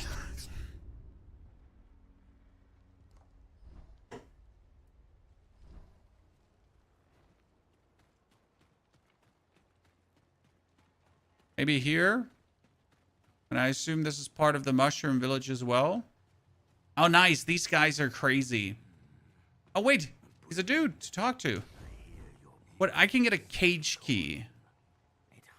That opens the hunter's cage. Okay. But why do I want to open the hunter's cage?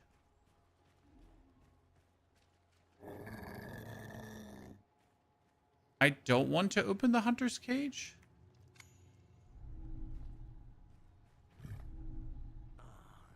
Oh, he gives you a Tooth of Nahti as well. That gave us a Tooth of Nahti, Chan. That's another 2,000 gold. Damn. Yeah, I will go for the Devout Edition as well. So be ready Monday morning. I will right away play this with and for you, chat. We're gonna start from 0 again. Obviously, we know where now a lot of stuff is, right? So I'm gonna pretty much, like, my plan is, I want to give you a perfect start guide right on release that kind of points out the first 3 to 4 hours of the game to just get you, like, really the most powerful, the easiest, most powerful, so you can just start and have a good time. Okay, Mushroom Village key opens up this one. Always check behind on the altar if there's actual loot, because there can be loot. So if you miss this, you're literally not getting... This is like bonus content, right? You gotta see the portal. You gotta look through the portal. You gotta get the Mushroom Village key. And if you don't go into the Mushroom Village, you will actually not, you know, get this. Which I already love if the developers are willing to make things like this optional.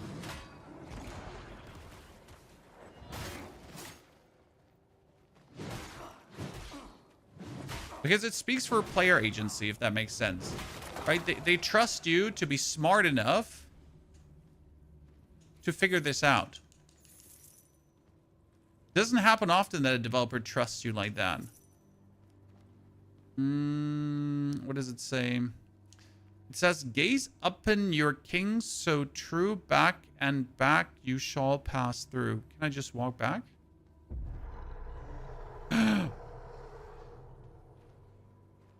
Chan, we literally had to walk backward. Oh god, we had to walk backwards to make it through. Oh, it's so lovely.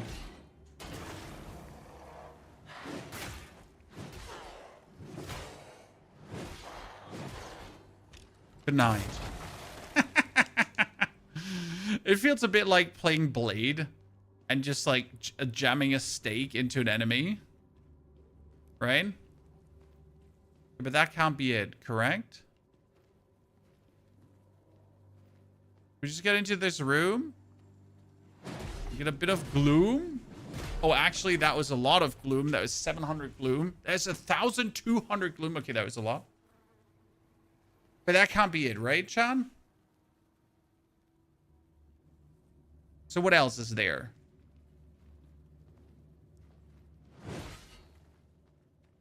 Open up the statue. Oh, more power. If I struggle to figure it out, you can obviously spoil it in you know, when I really don't get it done. But let me try to figure out what I'm missing. Wait, did I hear just something? Or did I just imagine it? Oh, pressure plate. No? Yes. I gotta put something on there. But how, what do I put on there?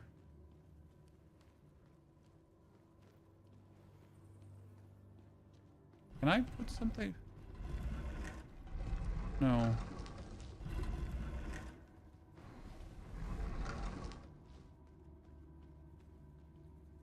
There's like nothing I can like pick up or anything. Can I push these stones over, right?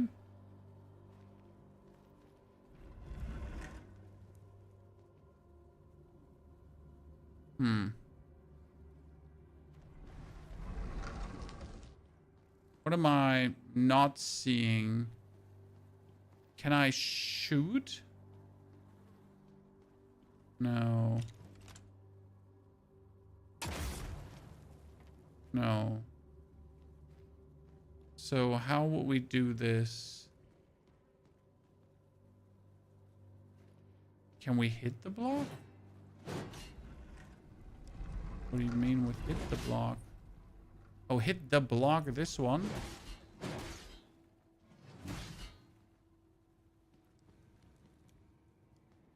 Drag marks by the... There's drag marks. I can see that on the ground. But I cannot push it. Right?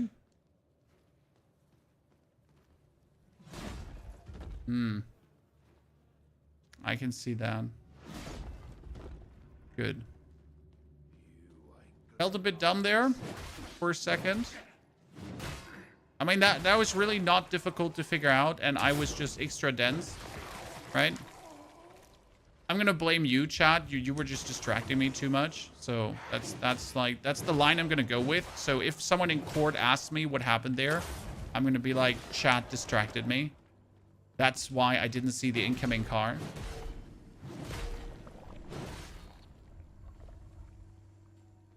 Okay, obviously there's pressure plates here too, ladies and gentlemen. So we get it again.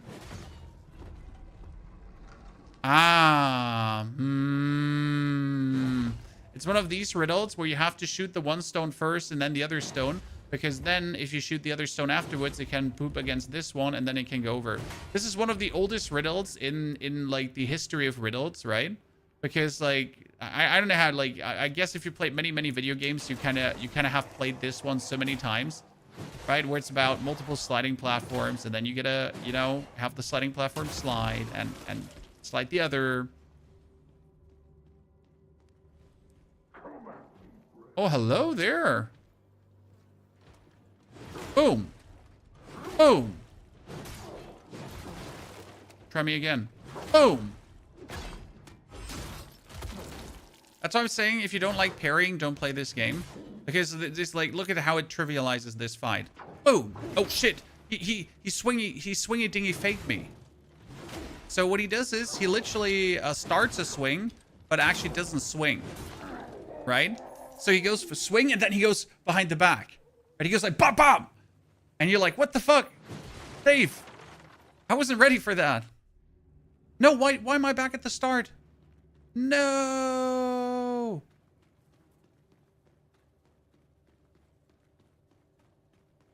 I didn't read the prompt.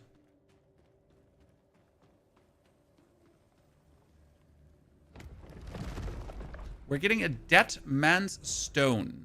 Dead Man's Stone says melee attacks have critical chance. Boom.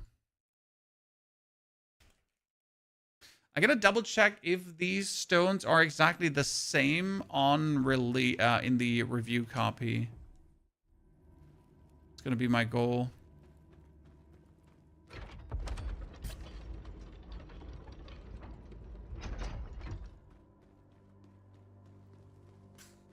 I mean, right now, so far, the perfect start is a pretty safe way forward. There's only one thing you could do different, and that would be picking up a bonus shell. Not at this point, but... Stink of coin. They want to fight me now? Butter. When I already have your shit, I don't want more of your shit. I freed that guy. It seemed like so unnecessary because we just freed him, but for what? And now we have everything done? Kinda. So the only thing that we have left to do is upgrade our weapon and check what's in the corrupted gate. Because that I haven't done. So we're going to return to Shadowkeep.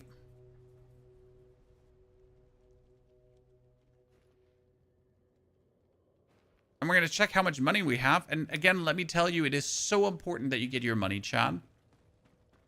Because it will make life so much easier. So I can just go up to Merrick. Oh, well, really my only patron. Then sell. And look at that. Double Tooth of Nosti. That gives me 4,000 coins. I have like so much now. I can buy the glims. This is good. To upgrade my shell. Right? But I could also do some cooler stuff that I can't tell you about.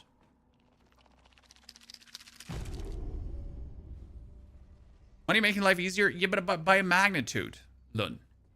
By a magnitude. Now, the devs have already said one thing, Chad. You can make the game vastly easier by grinding materials. By grinding gloom. So, like, a lot of people have complained that the demo is too easy, but then these people have also been grinding gloom, right? To make themselves stronger. Because in the first region, again, like, I could now kill this bug over and over again. I mean, he gives me 2,000 gloom for a kill, right? And I only need, like, 7,200 for a level up, right? So let me just kill that guy 10 times, 20 times, and get, like, X levels for free, right? So shell bonding. I'm going to spend my gloom. And then I'm going to spend my gloom. And now I'm level 2. So I get more SP again. But I also get another memory. Now, usually I would get another memory, but it doesn't show here in the thingy. So now I get another 2 shell ability points that I can spend for Shadow Strike as crit chance, Shadow Dash increased by 20, and Shadow Strike detonates all poison stacks struck. Nothing like really worth it to put in now, but I just have them.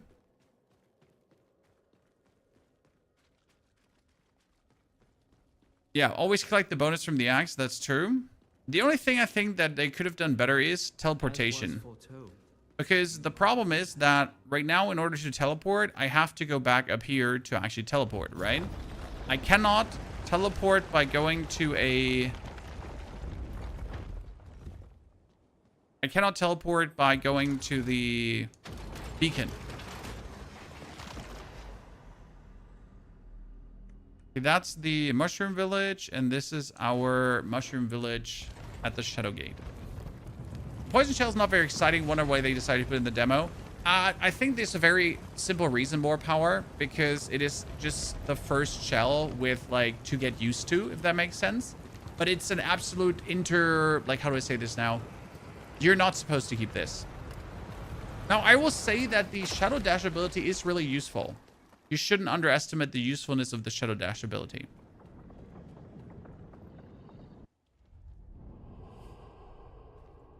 Okay, what does the Corrupted Gate now do? This is a piece of content I haven't done. So this is, like, all new for me now.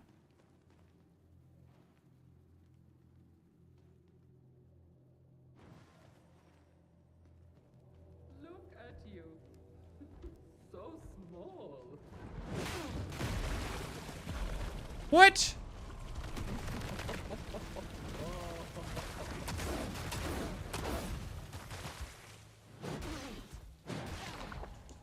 Get me out of my shell, like, with one swing, a dingle doodle. Damn you.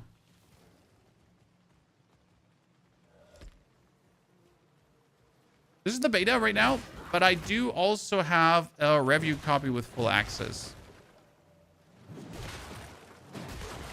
That I can't obviously tell you anything about because... Oh god, bees! Bees!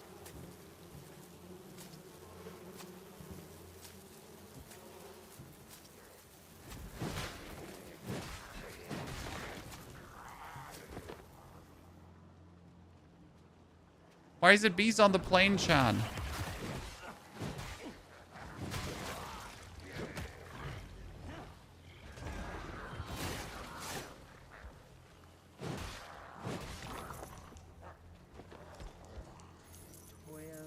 Okay, we gotta look out because we don't want to get one hit by her.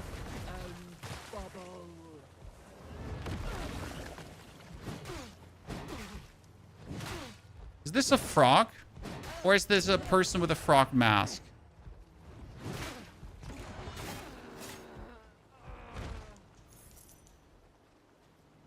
This is the big question that matters, Chad. An actual frog or a person? 3 offerings again. Hello? Happy little tree friends?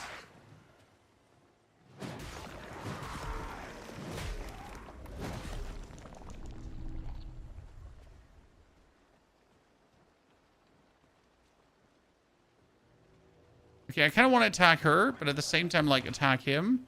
But first, we're going to take down the guy here in the back. Because the guy here in the back is literally going to be pain. Oh, no. Yikes.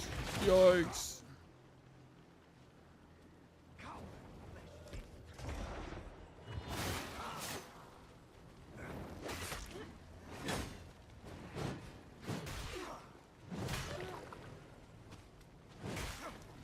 Lady hits her opening move. Pony just goes like bye-bye, almost on a one hit.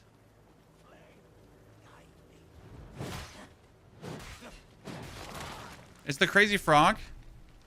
The crazy frog.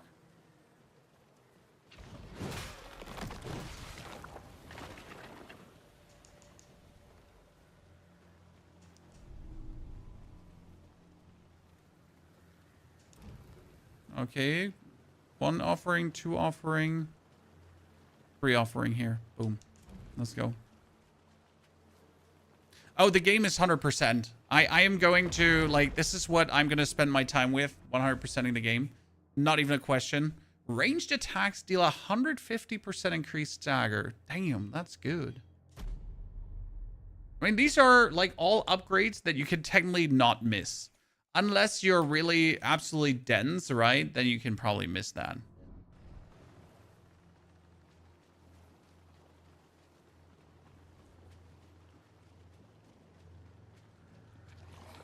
Oh no!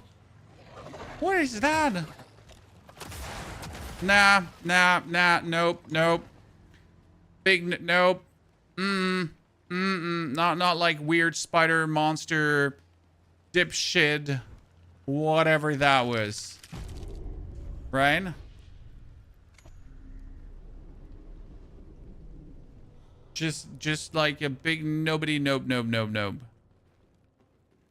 Can we have some more nopes in the chat? Circle of grasping roots. Wait, what? They're a team. They're like the Avengers. Oh, this is like, this is a group boss fight. I see.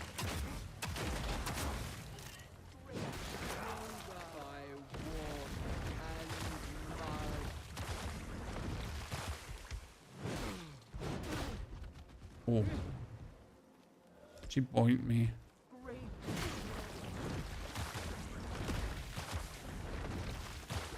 I could probably... Boom.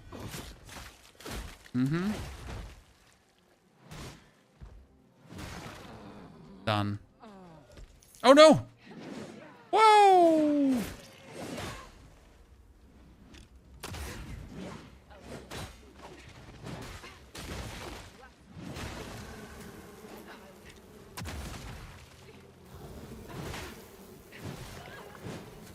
Goodness Christ.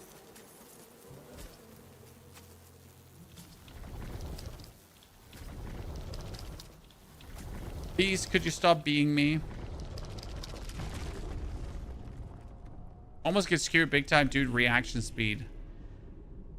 What does giving the turtle do, the mushroom do? We still have to do that. I literally haven't done it yet because I'm just so intrigued to go further. But you're absolutely correct that we should figure out what giving him the mushroom actually does.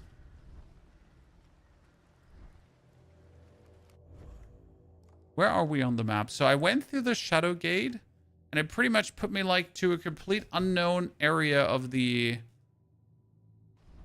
map. I mean, we're just gonna finish this here right now.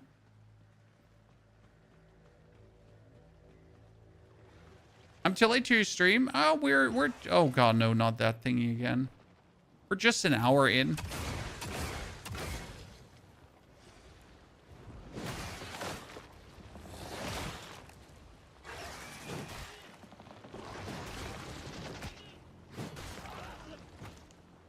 So you haven't missed much. You've missed some, but not much.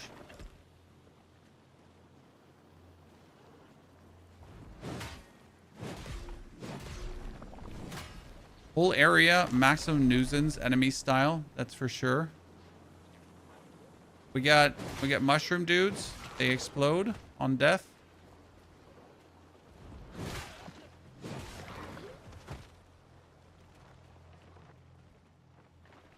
We got these here.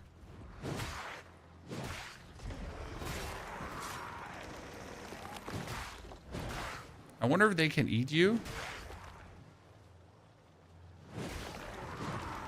Like what happens when that thing eats you?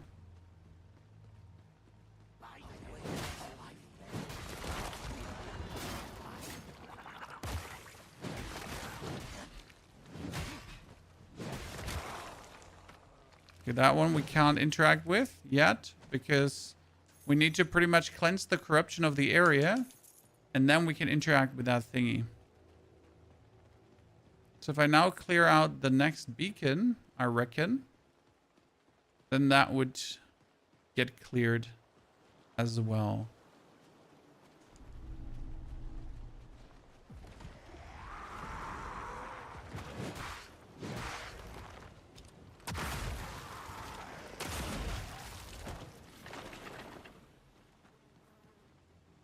There's a bridge we can go over. Oh, well, okay. Note to self, don't hit the...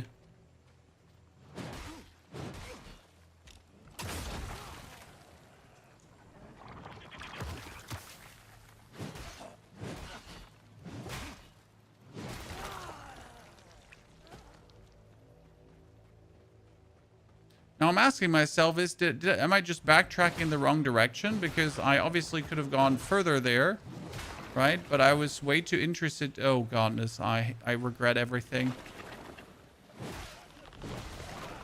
Mainly regret everything because I really hate fighting these guys. Like, you get a pretty much pinpoint precision like stagger, or it's just going to be like an absolute nuisance fest.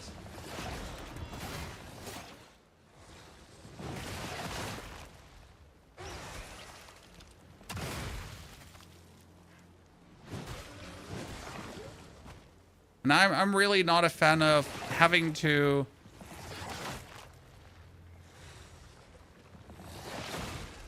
absolute perfection right every time.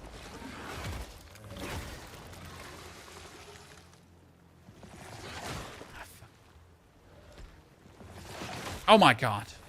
Do it, do me, do me. Yeah.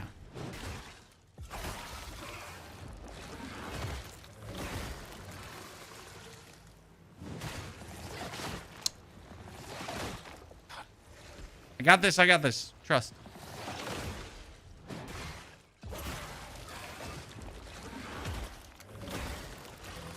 I'm surprised you're on it this time. Well, told the wife that I will absolutely require a few hours to go through this today. Because again, tomorrow I'll be having to do a lot of review copy and I'm like pretty much preparing like cool videos for you. So yeah, it's not that simple.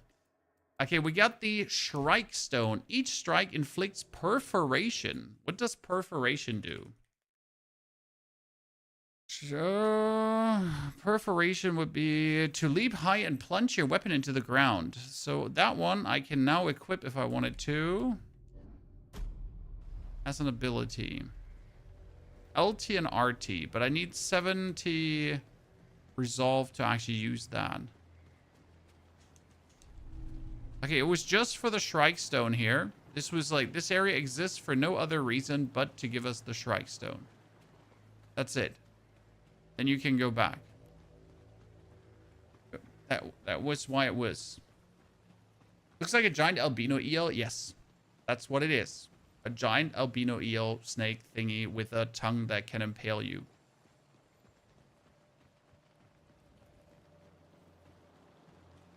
So totally not nightmare fuel. Absolute normal thingies. Right?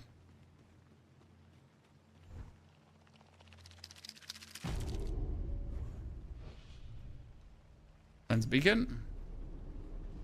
This is the beta. Yep. We're online now for 2 hours. Beta supposedly offers around 4 hours to 6, depending on completion rate, play style, tempo, and all these things.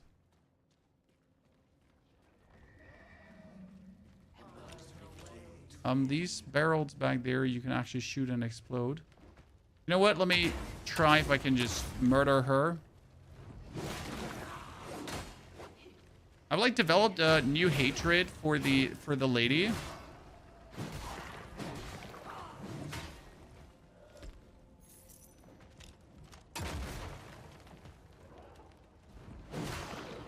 So I'm just trying to take her out.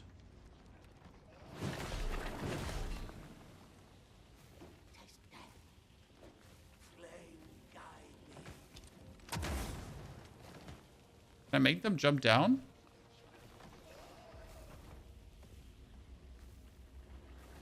Oh, he fell down.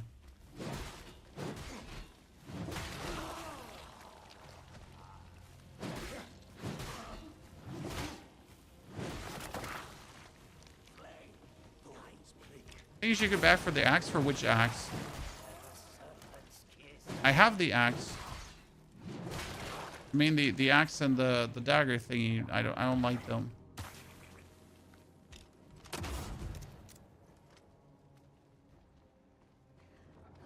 Ah, great. We all love fighting like on a dangerous precipice.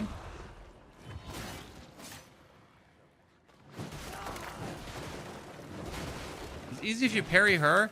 Well, what I usually do is I just jump attack her like this, and that also takes care of her.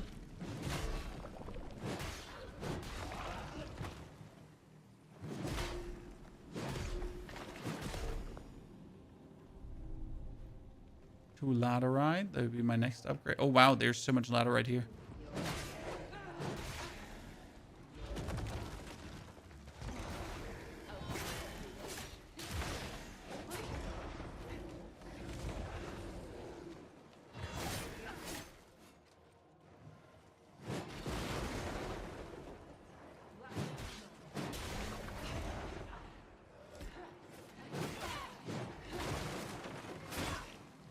Oh, goodness.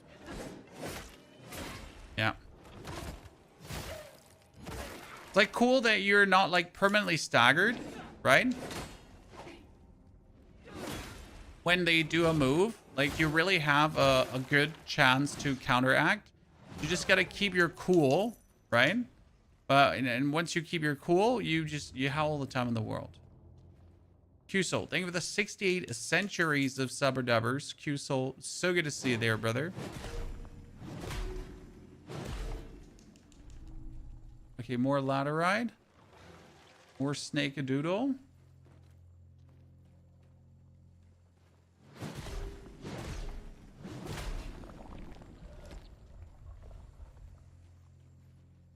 Q-Soul to many more months and years to come. Boom.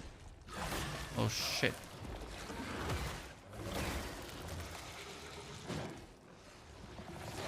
Boom. I mean, technically super easy, right? Just when you fail, not so easy. Yeet.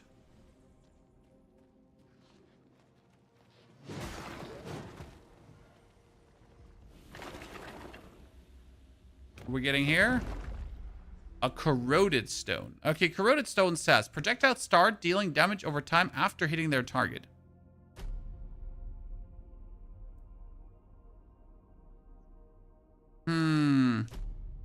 I prefer that over exploding enemies, right? That sounds like a very good thing, especially when you're shooting like elites.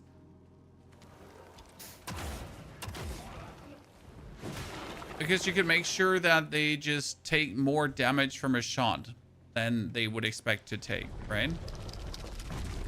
Good. Done.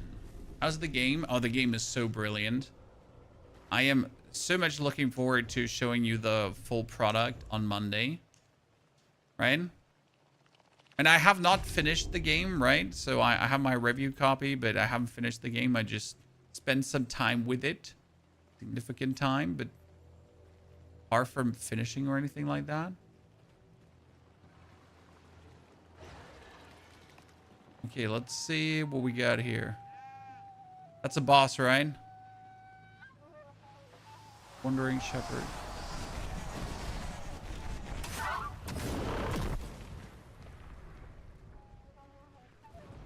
Oh, they're gonna explode, are they? Okay, Okay, we're gonna play without without focusing.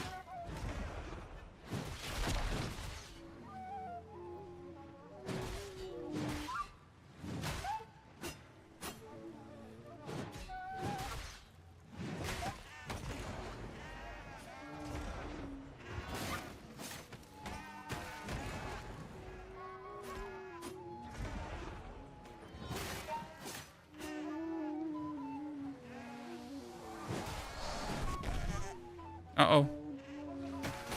Bro! Bro, what was that?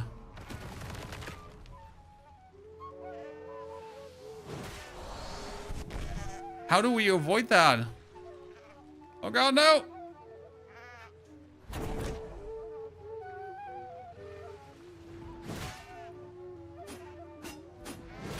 Ah, we can stagger him by hitting the sheep?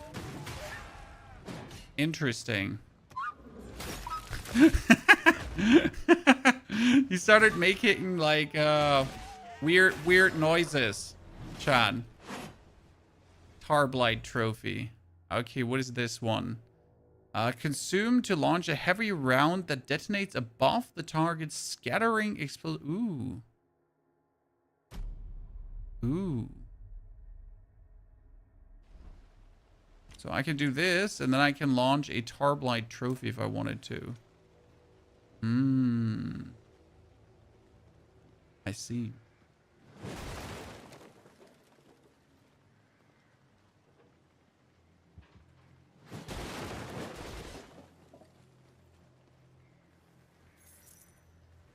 I like how his voice literally went like... Ugh!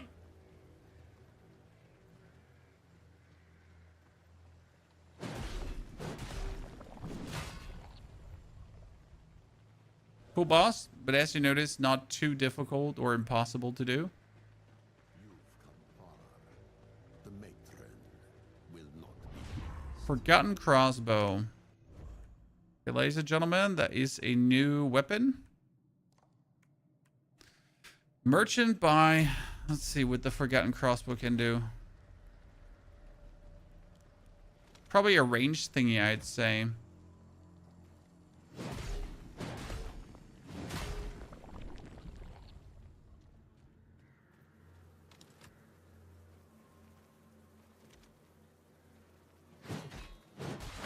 Wait, what? They're not real? Etching needles? Ah, they are probably for unlocking things from France, right? That's a real boss fight?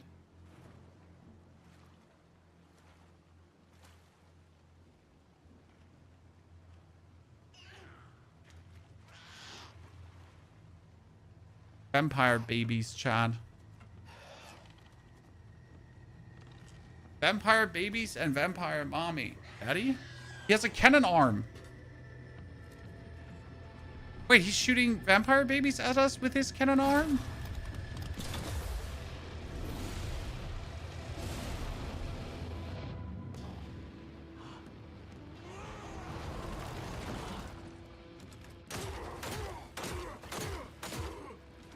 Yeah, I know that one from the intros.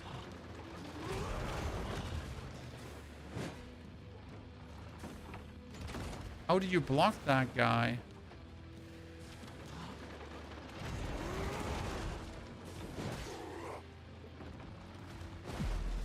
Yeah.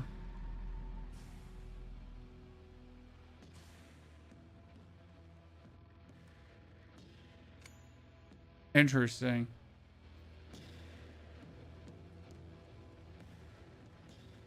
So I kind of wanted my glimpse back, but before we do that, we're going to return to the Marrow Keep.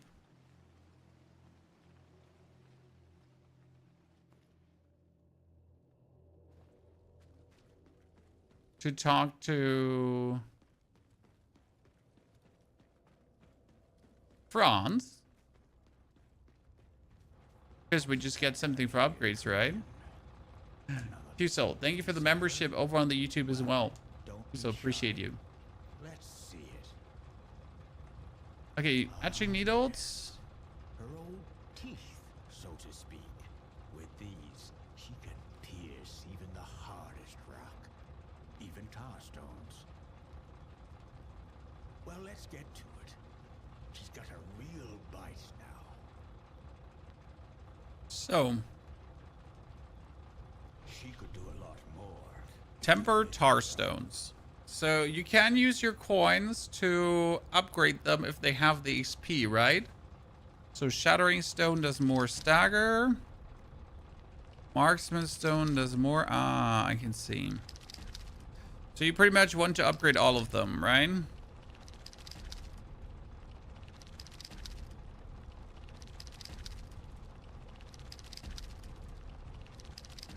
It's lucky that they're actually relatively cheap to upgrade. I gotta check if they're also so cheap to upgrade later on.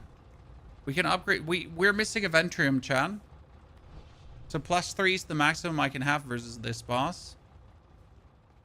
Graphics could be better, no? Graphics are stellar, in my opinion. Game looks absolutely gorgeous.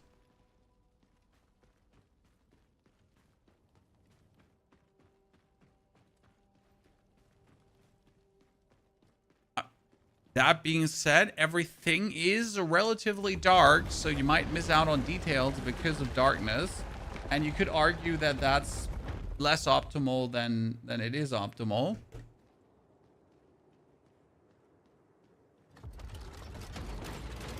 You can kill her easy mode with Slayer Seal. Once you use the Slayer Seal, there is no going back. Okay. Sunken Village.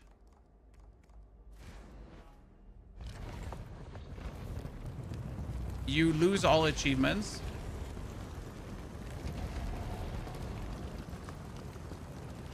Magina, thing is, on YouTube, it just looks way better. I mean, YouTube has better compression. YouTube has better signal. YouTube has better everything. Speaking of the teleportation, I wish it was shorter. Because, it, like, I'm not saying it gets tedious, but, like, right? At some point, after doing it for 20, 30, 40, 50 hours, you're probably going to be like, could I have some quicker teleportation, please?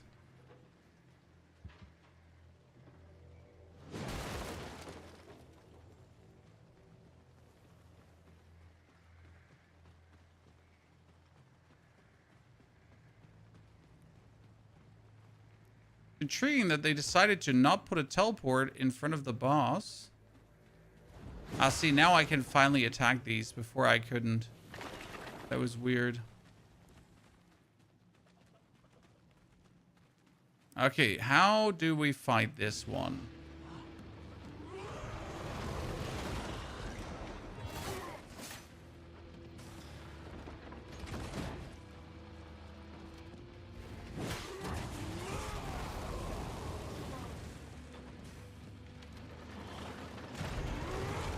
Oh, wow.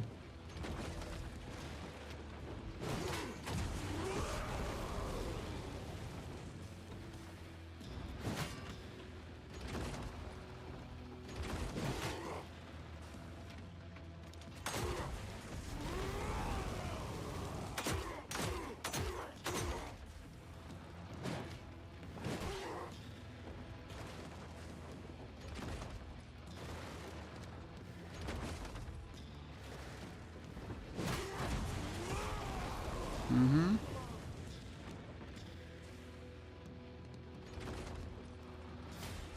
Okay, works. Can I actually stagger that? Oh yeah.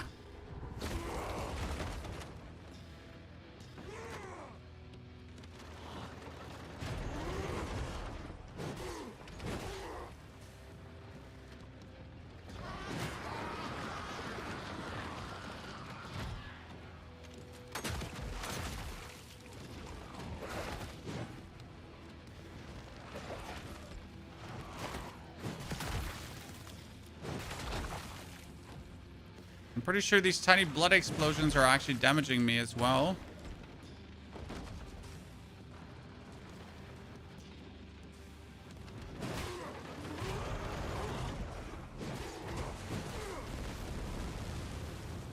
Mm-hmm.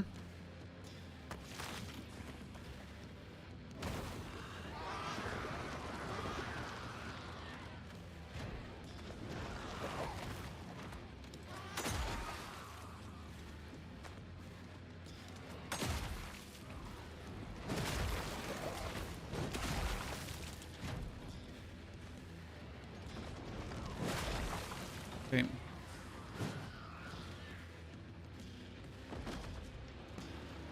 Oh. Okay, I missed that.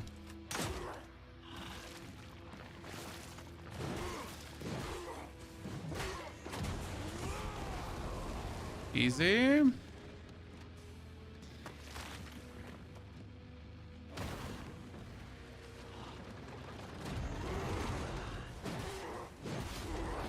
Problem is if you're not like reacting quick enough, right? It's going to be an absolute disaster.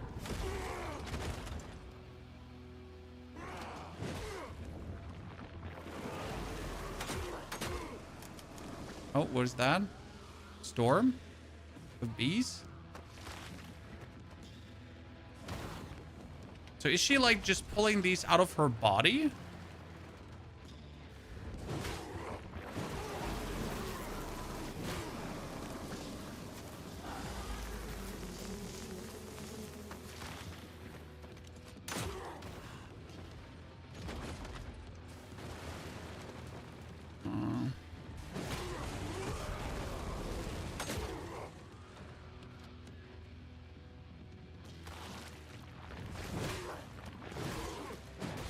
Easy.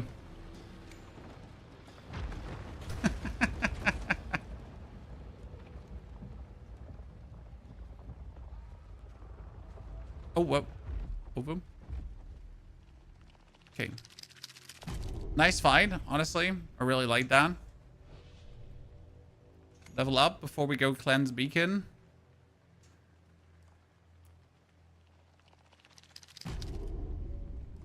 I got into this boss with 10k gloom. Could not get out to level because no teleport. It's a bit silly. It happens. It happens. You know how it is. So, cleanse beacon. Ghost Chiller, I'm happy you enjoyed that one. See, bosses are... Wow, that's a lot of... That's a lot of ovum. And all these ovum you bring back to the base for more gloom. Oh, what? You know your purpose. Bring the ova back to me.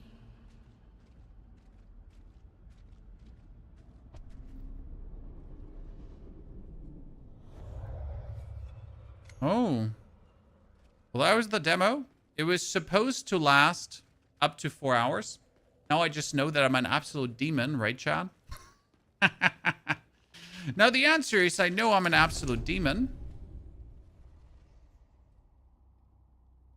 35 ovum. 35. Jesus Christ. And that gave me Ventrium as well. Welcome back. Which means that we can now enhance our weapon to the +4 and +5 after that. So let me tell you, I've, like, just as a heads up, I have played way more of the map already, and it's absolutely going to be worth it. This is, like, really good knowledge for me now, because I know how to, like, blast through my review copy, because this is what you have from the demo, right? But there's other passes you can already take early that will make the game even easier. Have we cleansed all beacons? Yes, we have cleansed all beacons. I mean, as soon as you find a beacon, you should always cleanse it right away. There's never a reason to not cleanse a beacon. Okay, so we definitely didn't miss anything here in that area, right? So this is done. That means I gotta figure out if we missed anything in the early area, right? In the Mushroom Village. I mean, the most important thing in the Mushroom Village that we figured out is the Easy Gloom Farm. This looks easier than Elden Ring if you're used to aggressiveness. Yes, we can go give the dude the mushroom. Yes, thank you for reminding me. We can do that now. So if you're used to playing extremely aggressive, then yes, the game might be easier than Elden Ring. But not because it's easier, but because it's actually giving you the tools. What do I mean with the tools? Well, you get your gun to close distance if you then... You know, made sure to...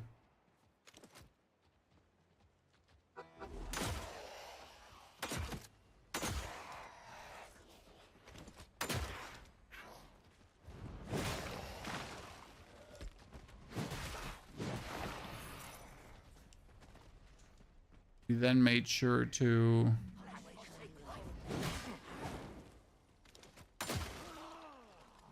Okay, where was I going? Parry first, so you actually have the resource, the resolve to use it. Joey, hold up, Joey, sorry. Joey. No, it doesn't carry over. Oh God, I hate life. I hate life so much. Burning hatred. Oh, we didn't try this one out, chat. LTRT. Damn. I had to try that against the boss.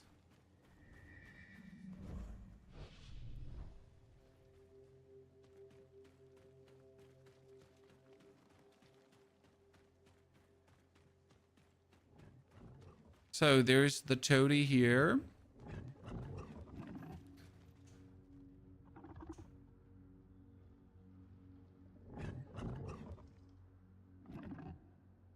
You're concerned about me? Yeah, I'm concerned about you, Gorf. Perhaps you have a remedy. Yeah, I have. Speak with Gorf. Give him a welcome.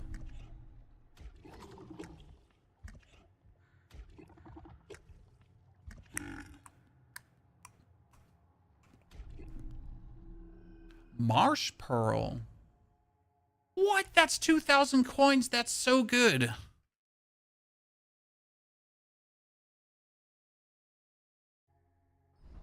This is going to be a big part of the guide, getting the coins early. Did you get the mushroom key and open the door? Yes, sir. I mean, if we're looking for achievements right now, I think I have like complete the beta. So we got that one. We unlocked the axe and dagger. We did that. We unlocked, right? We actually have everything done. We're done with the beta completed. We have only get the tar golem to 0 health. Yeah, that's what was missing. So usually I would go down here because there's some really, really great discovery. I think though in the beta area, I really have everything figured out that I could figure out. Yeah. The most important part in the beta area, to recap, is that you get your instantly the heal here. Like, right? You want to get the mortal shell that you get, the +1 heal you get early. And then you also want to get the next heal can early as well.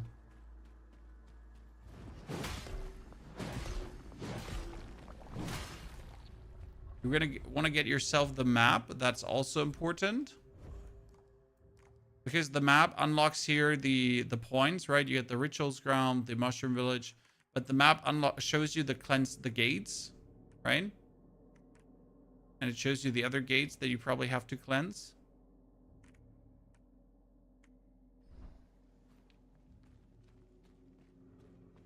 Thing is, you can now return back into these dungeons to just keep farming, right? That's what I was saying before. If you feel like the game is too hard, you could just become heavily OP in no time. Now what we need to try out is if the jumping move we have is iframes.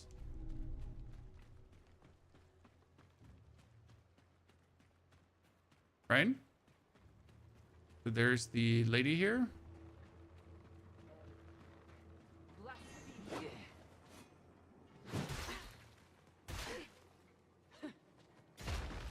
Oh, she can just go through that. Great. So that's not even a guaranteed hit, Shan.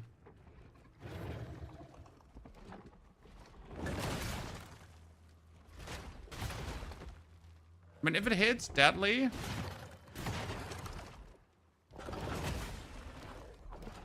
No. No. Oh, God. Terrible at the game.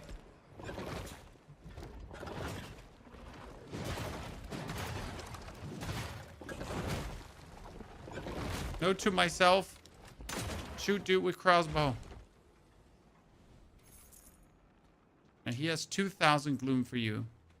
2,000, Chan. So you could go here, kill the lady, get the 2,000 gloom here, and then also get the gloom from him. If you wanted to. I mean, he's not really worth it, but that thingy is just like worth. Right? And then you just go back.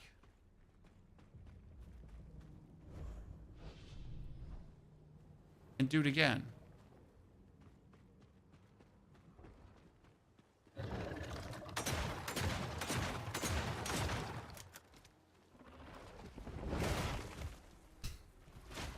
He really has my number, Chan.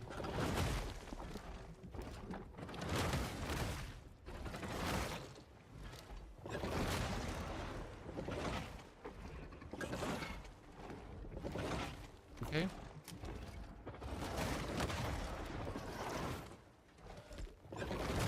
Boom. Okay, we finally have it.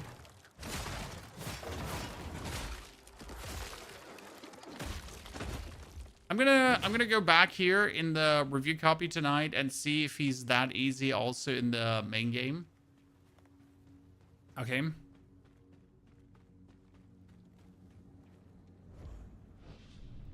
Shotgun is getting nerfed. There's not much to nerf about a shotgun, which is practically OP. I mean, you could also upgrade it. So we haven't actually upgraded our shotgun now a single time, right? We've only upgraded our main weapon.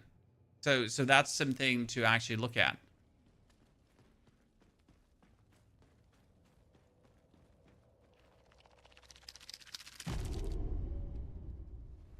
Where do we get another over from that? I don't think I have the resources to... Like, this dude washes your feet, by the way. I am unworthy, but may I... How many tar stones do you have? All the tar stones available in the demo? Wait. Gesundheit! Will you allow me this honor? I've prepared a milk bath. A milk bath. He washes your feet. You honor me, Harbinger. The one who came before you. Is not so kind. I'm Is your level going to carry over? Nope. So we haven't upgraded our sidearm at all. Right? And this is like a big problem for me because you have to choose between gun or weapon. Now, the interesting part is if you upgrade the weapon, it is resolve consumption down. Right? And that's intriguing considering that we can do more shots.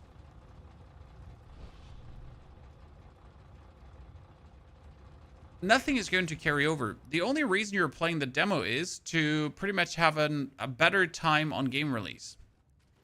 And I think that's a plenty good reason to actually play the demo, right? There's coming to make rain of fire explosions with a crossbow. Yeah, there is here the corroded stone, also the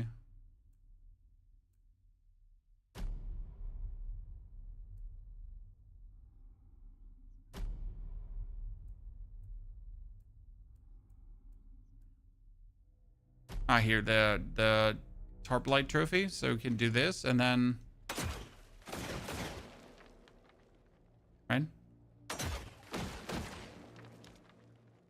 I wonder how that looks when you use it with the sidearm.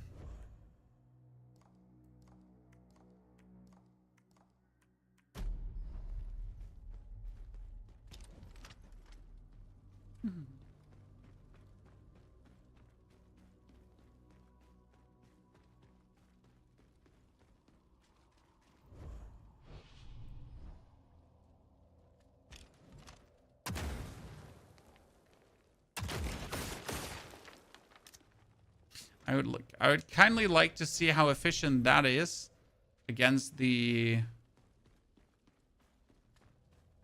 insect, right? I have prayed often for such. Let's go back to the insect, ladies and gentlemen. And see what we can do.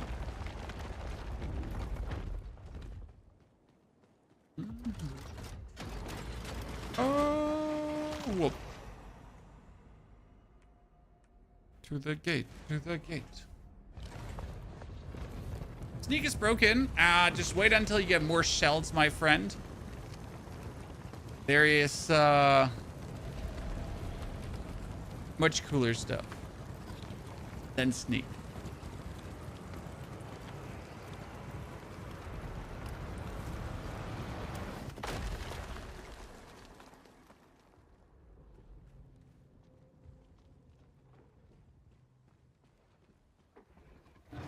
Okay, so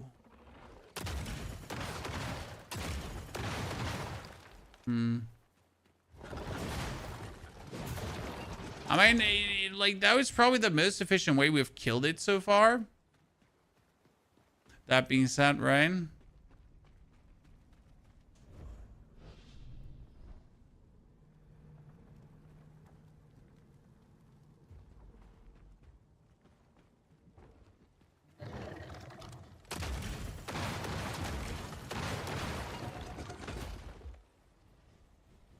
Okay. Well, Pony, good to see you there. Hope you're doing well. Thank you for the Prime subscription. Already a year.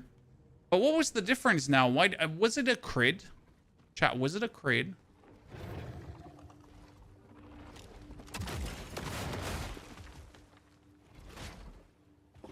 Because he can walk out of it, right?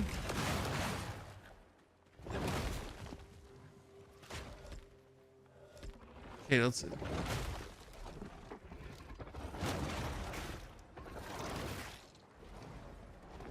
I'm trying, chat, I'm trying, I swear.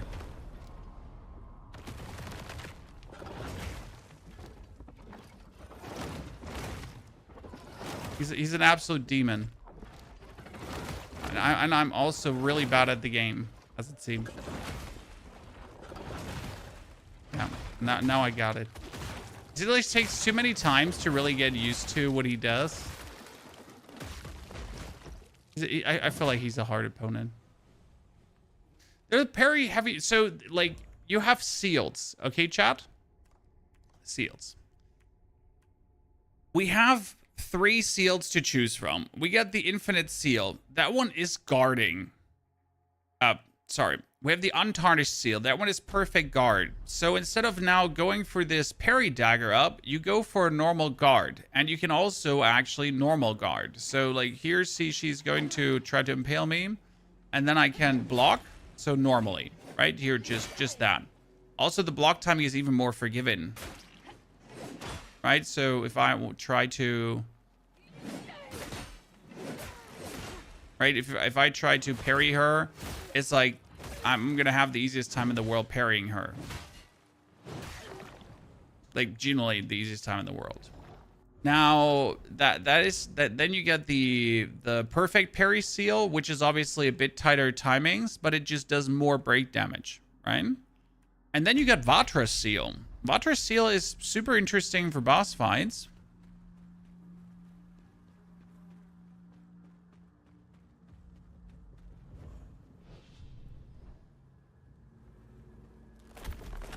Because Vatra's seal says harden. So you get the gray bar at the bottom, okay? And I can do this.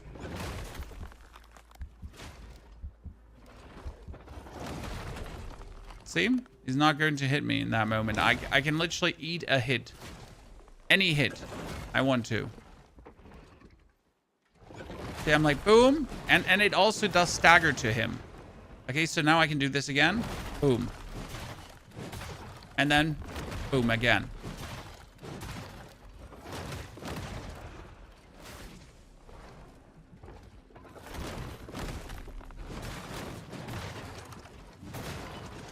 So that's like what you can do with Harden. It's not bad, right? It's like boop.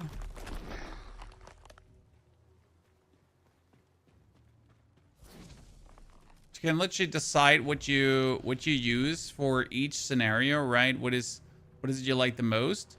I think the Harden is okay because it also does stagger, right?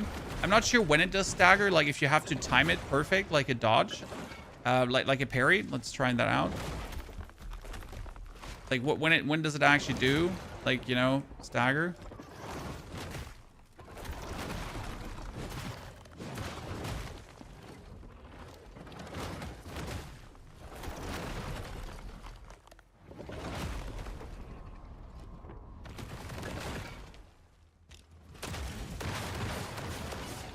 Okay.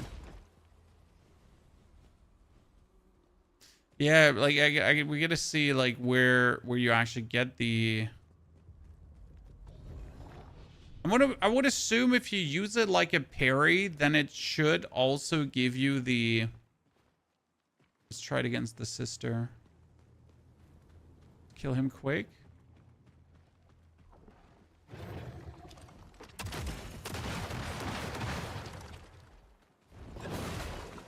Got him.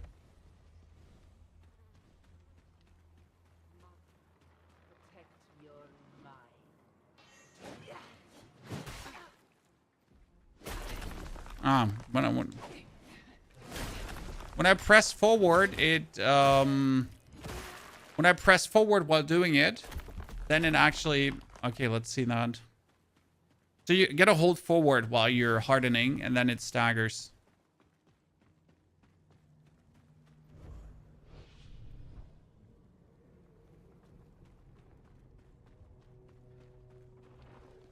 See that? Okay, that didn't work against him. I'm gonna try to use it with a parry timing. Didn't work, or it was too late. I mean, if I use it with a parry timing, then it actually parries. Yep. Okay, you gotta use it with a parry timing. It's like parrying, but without animation. If that makes sense. Right, so like she's gonna attack. Like normal hit she does. Boom, parried.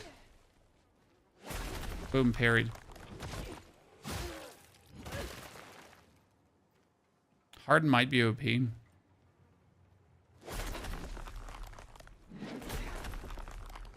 Thing is, even if you miss it, it's gonna absorb the hit, right? So, like, the problem with the normal parry is, if I miss it, I take damage. Correct? But if I time it right, I do insane damage. This one has 0 downsides, though, right? I'm gonna wait. Boom. I just ate that hit, and then I kill her. But if I time it right... Boom. I have instantly gotten it back.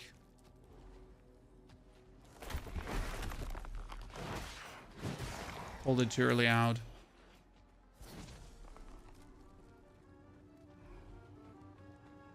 I gotta say, it's like... I feel this is harder to pull off. But at the same time easier, because you saw her attack, right? When she hits like down the... like when she does the multiple hits...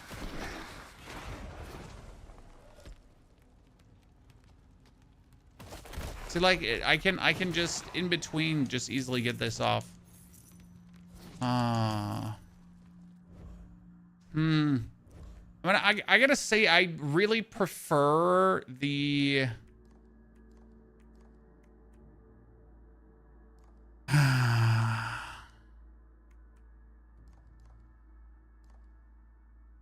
prefer this one, the Infinite Seal, because the damage is just insane.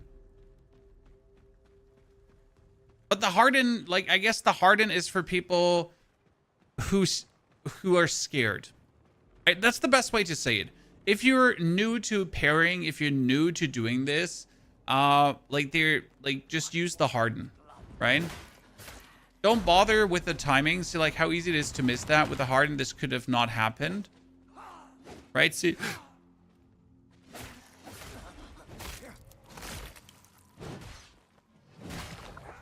The Harden, that would have never happened. I'm curious what the number of seals will be. I don't remember in Mortal Shell 1. I'd have to like look that up. How many Mortal Shell? How many seals? Let's see.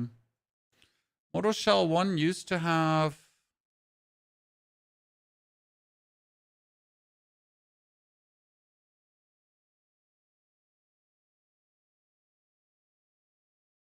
Doesn't have many different seals, as it seems. I don't remember, like... Yeah, I completed the first Mortal Shell with a hardened ability. Exactly. That was like the first Mortal Shell, like hardened ability, hardened ability, hardened ability.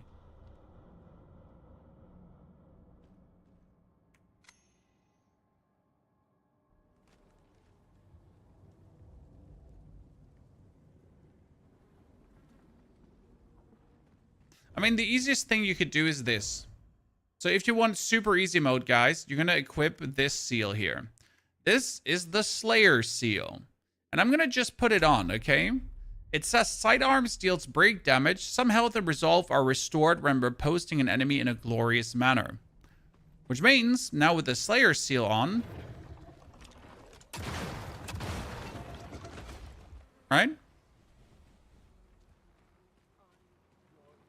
Oh, wait, there's more. So the Slayer seal turns you into a demon. Problem is, disables achievements. Problem is, if you don't care about achievements, then just put it on. Right? Thing is, like, once you put it on, achievements are disabled. So you can't just use it for one enemy and then put it back off, right? And then just be like, no, I'm fine. You know, like, whatever. But honestly, if you suck, you might as well use it. I guess. Now, the thing is that we need one more achievement. And that achievement would be killing the Tar Golem. Right?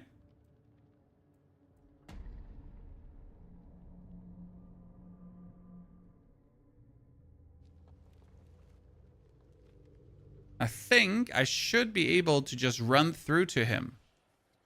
Because the whole intro, there's nothing here. Right? So there's like some talks to give you atmosphere. Actually, Trollweed is here. I didn't know that. Huh.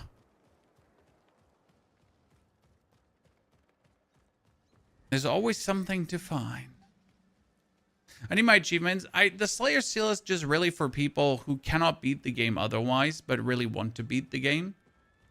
It is an easy mode and an intended easy mode, and I think it's okay to have it there.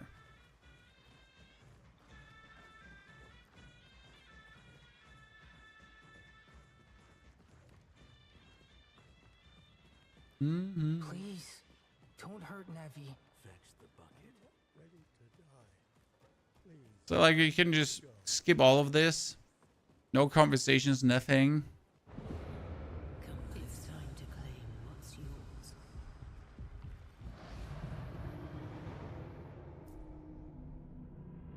Talk to our friend Haros.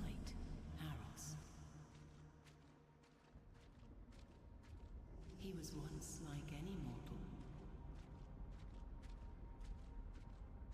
driven by the illusion of self. Hello, Undermether. That's the Undermether, guys. What is the Undermether? Like, don't ask me that. I mean, we're some kind of parasite dude that inhabits people, right? I mean, I can literally inhabit bodies and soak in their memories to find out what's happening. And then there's like Tentacle Mommy. You're more than a weapon, child. Find what remains of me. There's like a real deep story behind it, though. It's not like some random shit, okay? There is an actual story, and you also get like, you get explained said story. I will admit that I have been skipping most cutscenes, though.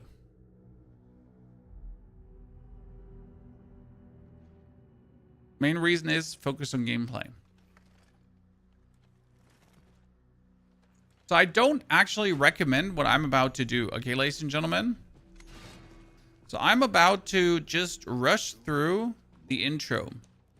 But if you are doing this for the first time, I would recommend taking your time with the intro to actually get as much glimpse as possible. Because if you properly go through it and properly kill all of the opponents, you are actually getting around about 8,000 to 9,000 glims, which is 4 levels from the prologue.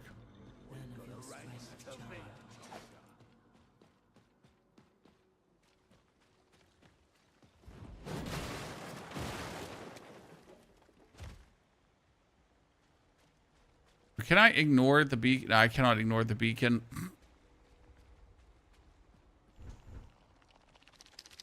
Game's like, okay, we're allowing you to rush, but you are not allowed to ignore the beacon.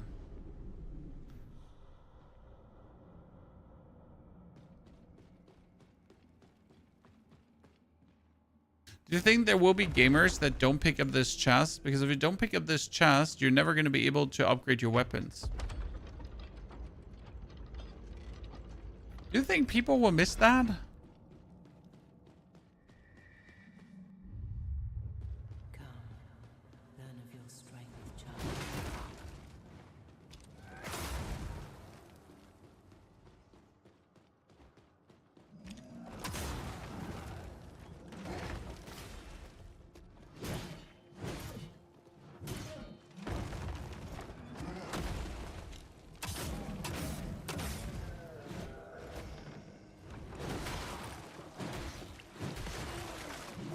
Good.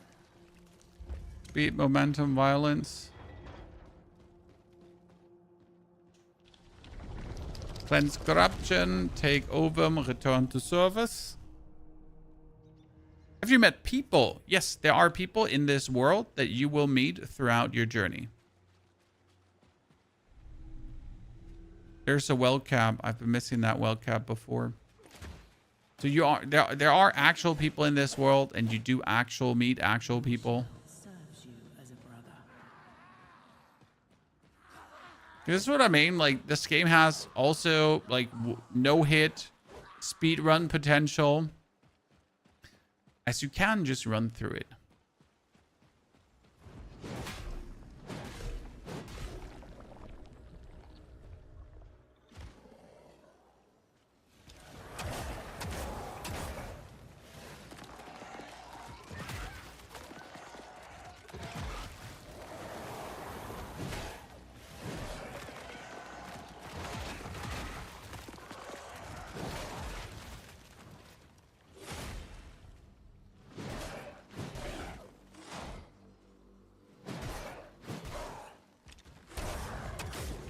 Good. Faster. Faster, chat. Ain't nobody get time for that. Speed, momentum, violence. We need to fight a tar golem.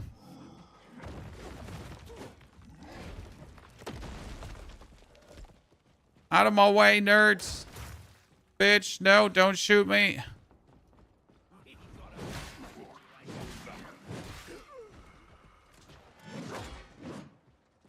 Faster.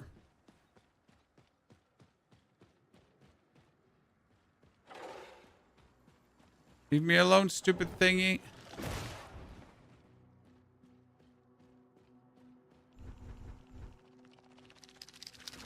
Haha! I was able to do that.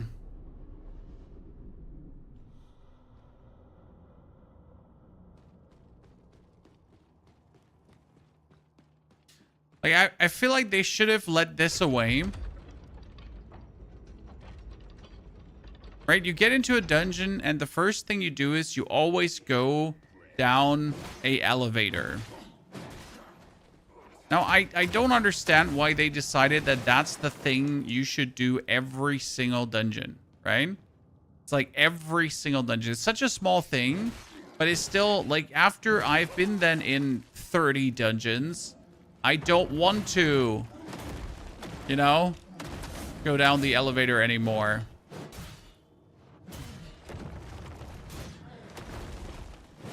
I've been down the elevator 40 times.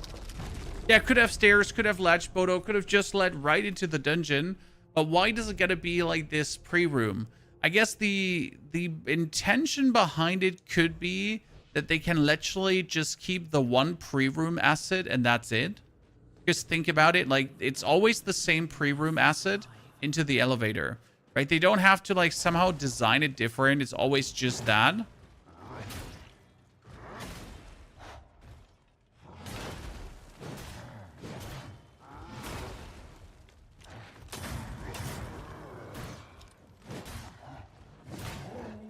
And that might be the reason, but I couldn't say.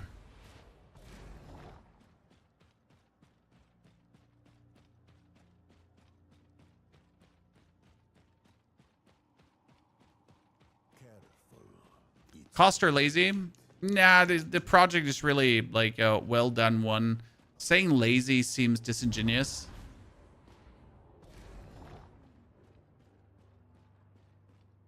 Okay, ladies and gentlemen, we got to do everything in our power now to beat the Tar Golem, okay? Because that's an achievement that we don't have yet.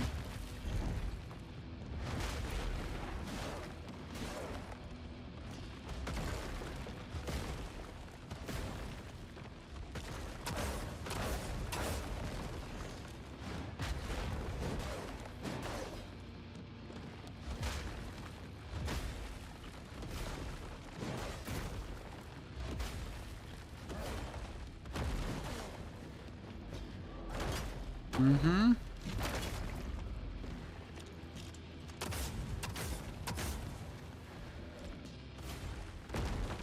Now, after you triple shoot him, you get another stagger. I don't know why that is. Yeah, I'm unsure what this case is. If maybe the elevator is the loading screen for...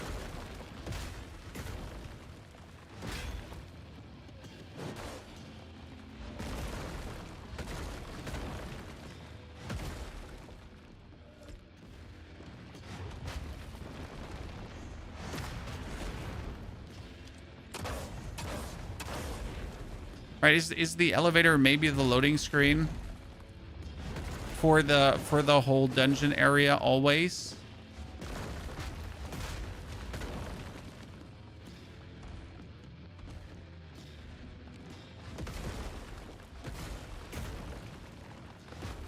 No! No, we had him! No!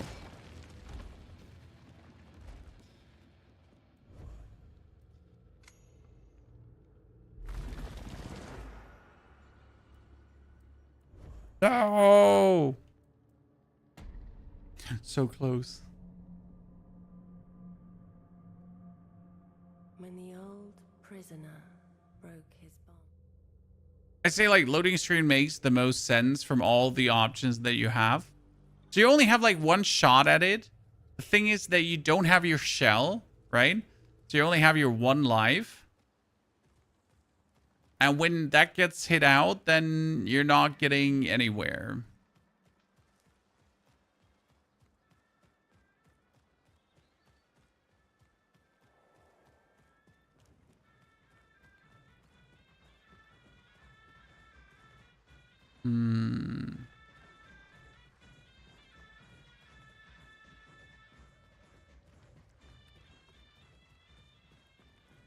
Please, don't hurt. Tar Golem is a fun fight.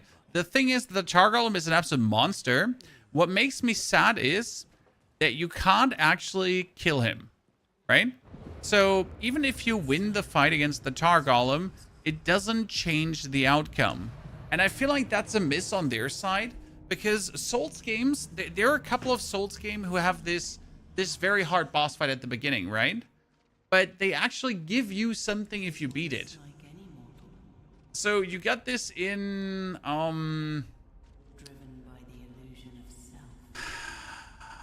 you get this in Wuchang Fallen Feathers. You have this in Lords of the Fallen 2. And I think there's another one where if you also in Elden Ring, if you actually beat the dude, right, you get his equipment.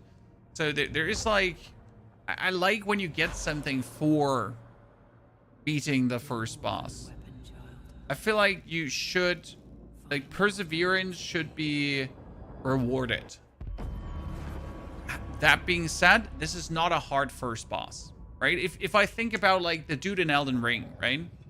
Did anyone remember the start of Elden Ring? Where you wake up in the cathedral, you take the tarnished finger, you go over the bridge, and suddenly that thingy lands in front of you. The thingy with all the arms and shields and all that kind of stuff. Like, even after beating the game like 30 times, I still don't want to fight that thingy, right? I can't reliably beat it. Like the Tar Golem, for example, you do him like 2 or 3 times and you can reliably do him every single time. But that thing in Elden Ring, nah. Even after all this time, I won't have an easy time against him, right?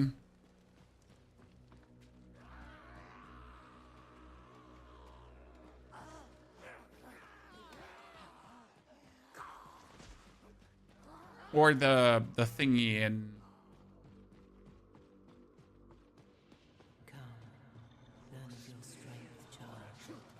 Lords of the Fallen 2. What are the 2 bars we have? Okay, so 1 bar is health, the other bar is a resolve. Resolve is what you use for special abilities and to shoot your gun. Resolve builds up by hitting the opponent and by parrying the opponent. So the more aggressive you play, the more hits you land, the more boom you do, the quicker you're going to get your resolve back, the more special moves you can do, the more shots you can land. Okay? That's pretty much the good gameplay loop there.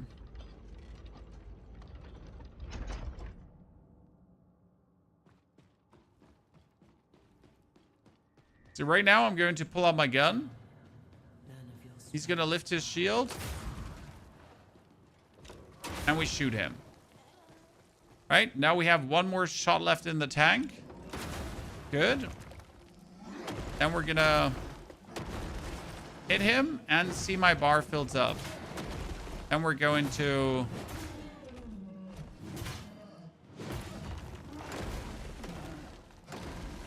block his hit.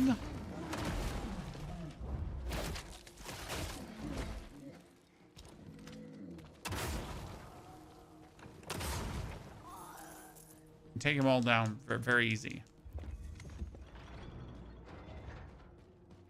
What about the gray bar? The gray bar is when you have the hardened seal.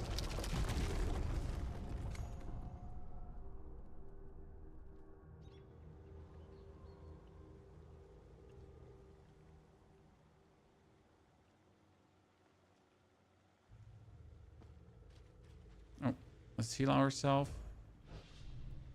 This time I want to arrive with full HP at the Tar Golem. And we're not going to suck, okay, Chad? No sucking. Your shell serves you as a brother. Our friend was playing the first part today. Well, the first part still suffered from the old crutch of stamina. I think stamina does not belong in a Souls game. I am sorry. I'm a believer in stamina bars are a crutch for bad game design.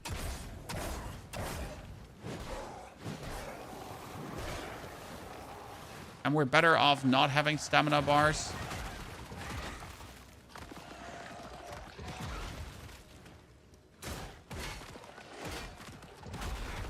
Oh, wow. He actually kicked me out of the shell. Did not see that coming.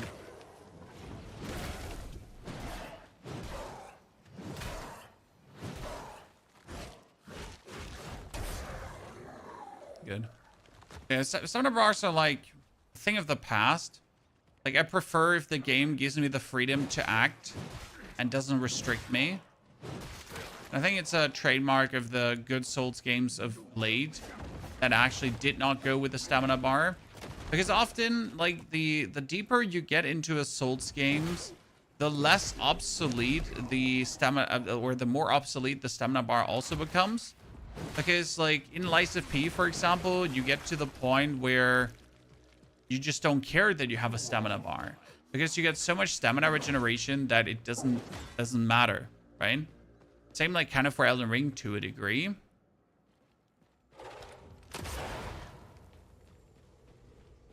There it probably matters a bit more, but yeah. 15 guys made Mortal Shell 1. Yes, I mean, Mortal Shell 1 was definitely a first version But despite being a first version, Mortal Shell 1 was good.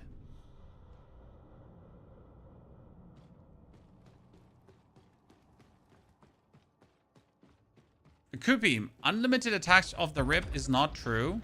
Only because I don't have a stamina bar does not mean that I have unlimited attacks. I still have to act in the constraints of the game given to me. AKA, if I just press the attack button, the enemy will hit me and destroy me. How would you rate Kazan? Oh, Kazan was a 10 out of 10 for me. The fighting system was brilliant. It gave you so many tools to actually fight, right? And have a good time against enemies. Like, Kazan was just great. Especially that final fight against, what was it called again? Like, the final fight was probably one of the best fights I've had in many Souls games ever. Right?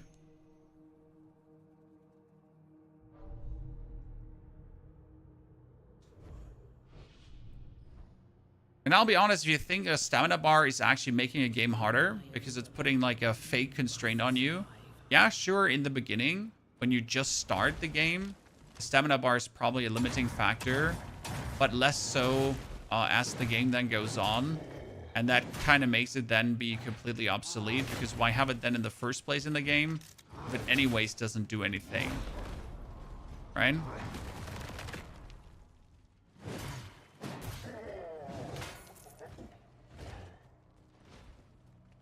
Ozma, exactly. Ozma was the name. Thank you very much. Ozma was insane. Like, what was it? 4 faces? Dude.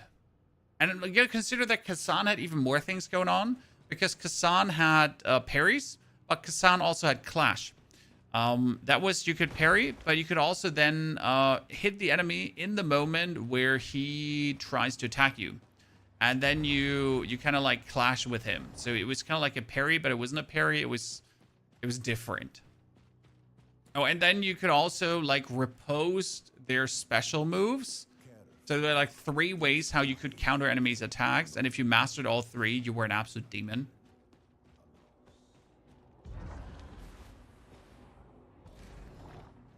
It's your favorite Souls game of all time?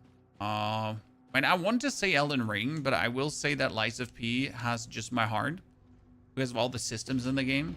It's probably Lies of P followed up by Elden Ring.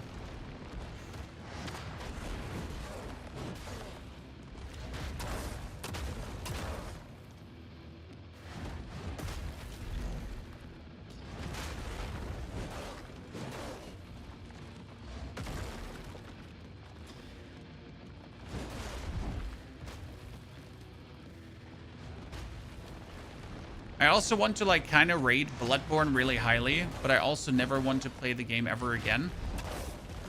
And I think I'm like on par there with every single Bloodborne player ever.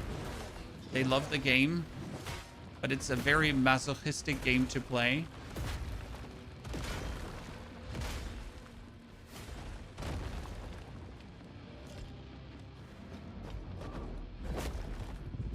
Man, I loved it. I enjoyed Elden Ring, Bloodborne, and I have become a better Souls player since I last time played it. But again, I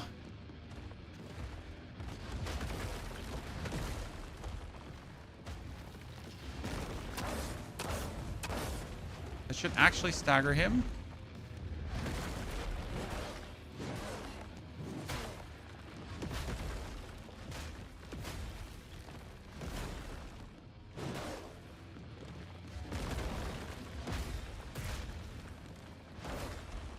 Nice.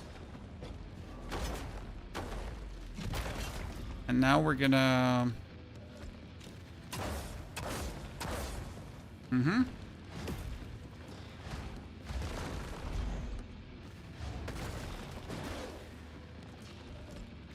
Played safe, chat.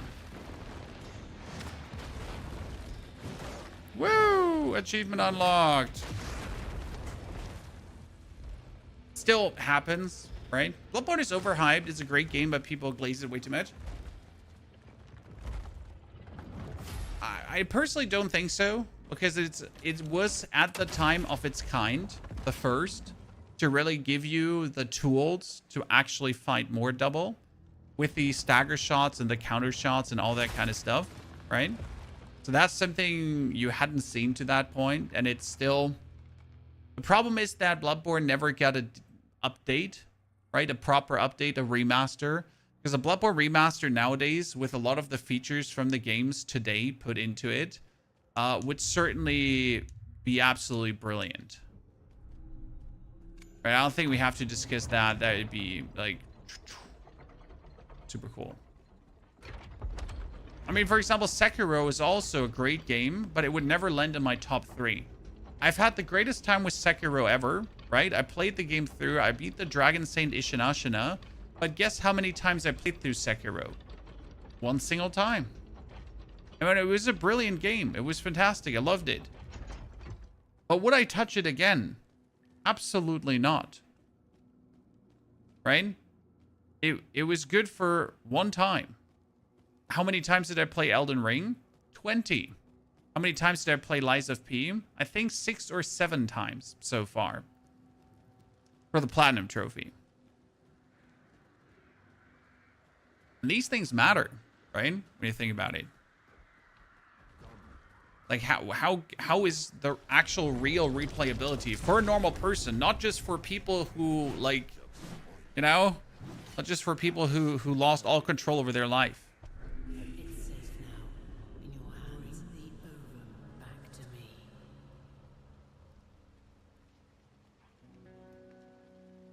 Damn, that's that.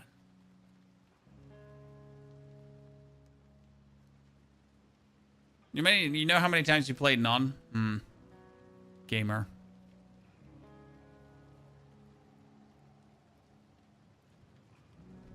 Okay, well, ladies and gentlemen, we have beaten the demo thoroughly. We have found all the secrets in the demo. And I'll be making sure to actually include that in an early guide for you. So kind of like, what do we learn from the open beta? We're going to talk about the different seals, the everythings. But I will have a perfect start guide for you ready that includes all my review copy knowledge, right? Because there's quite a lot that you can figure out there. It's going to be beautiful.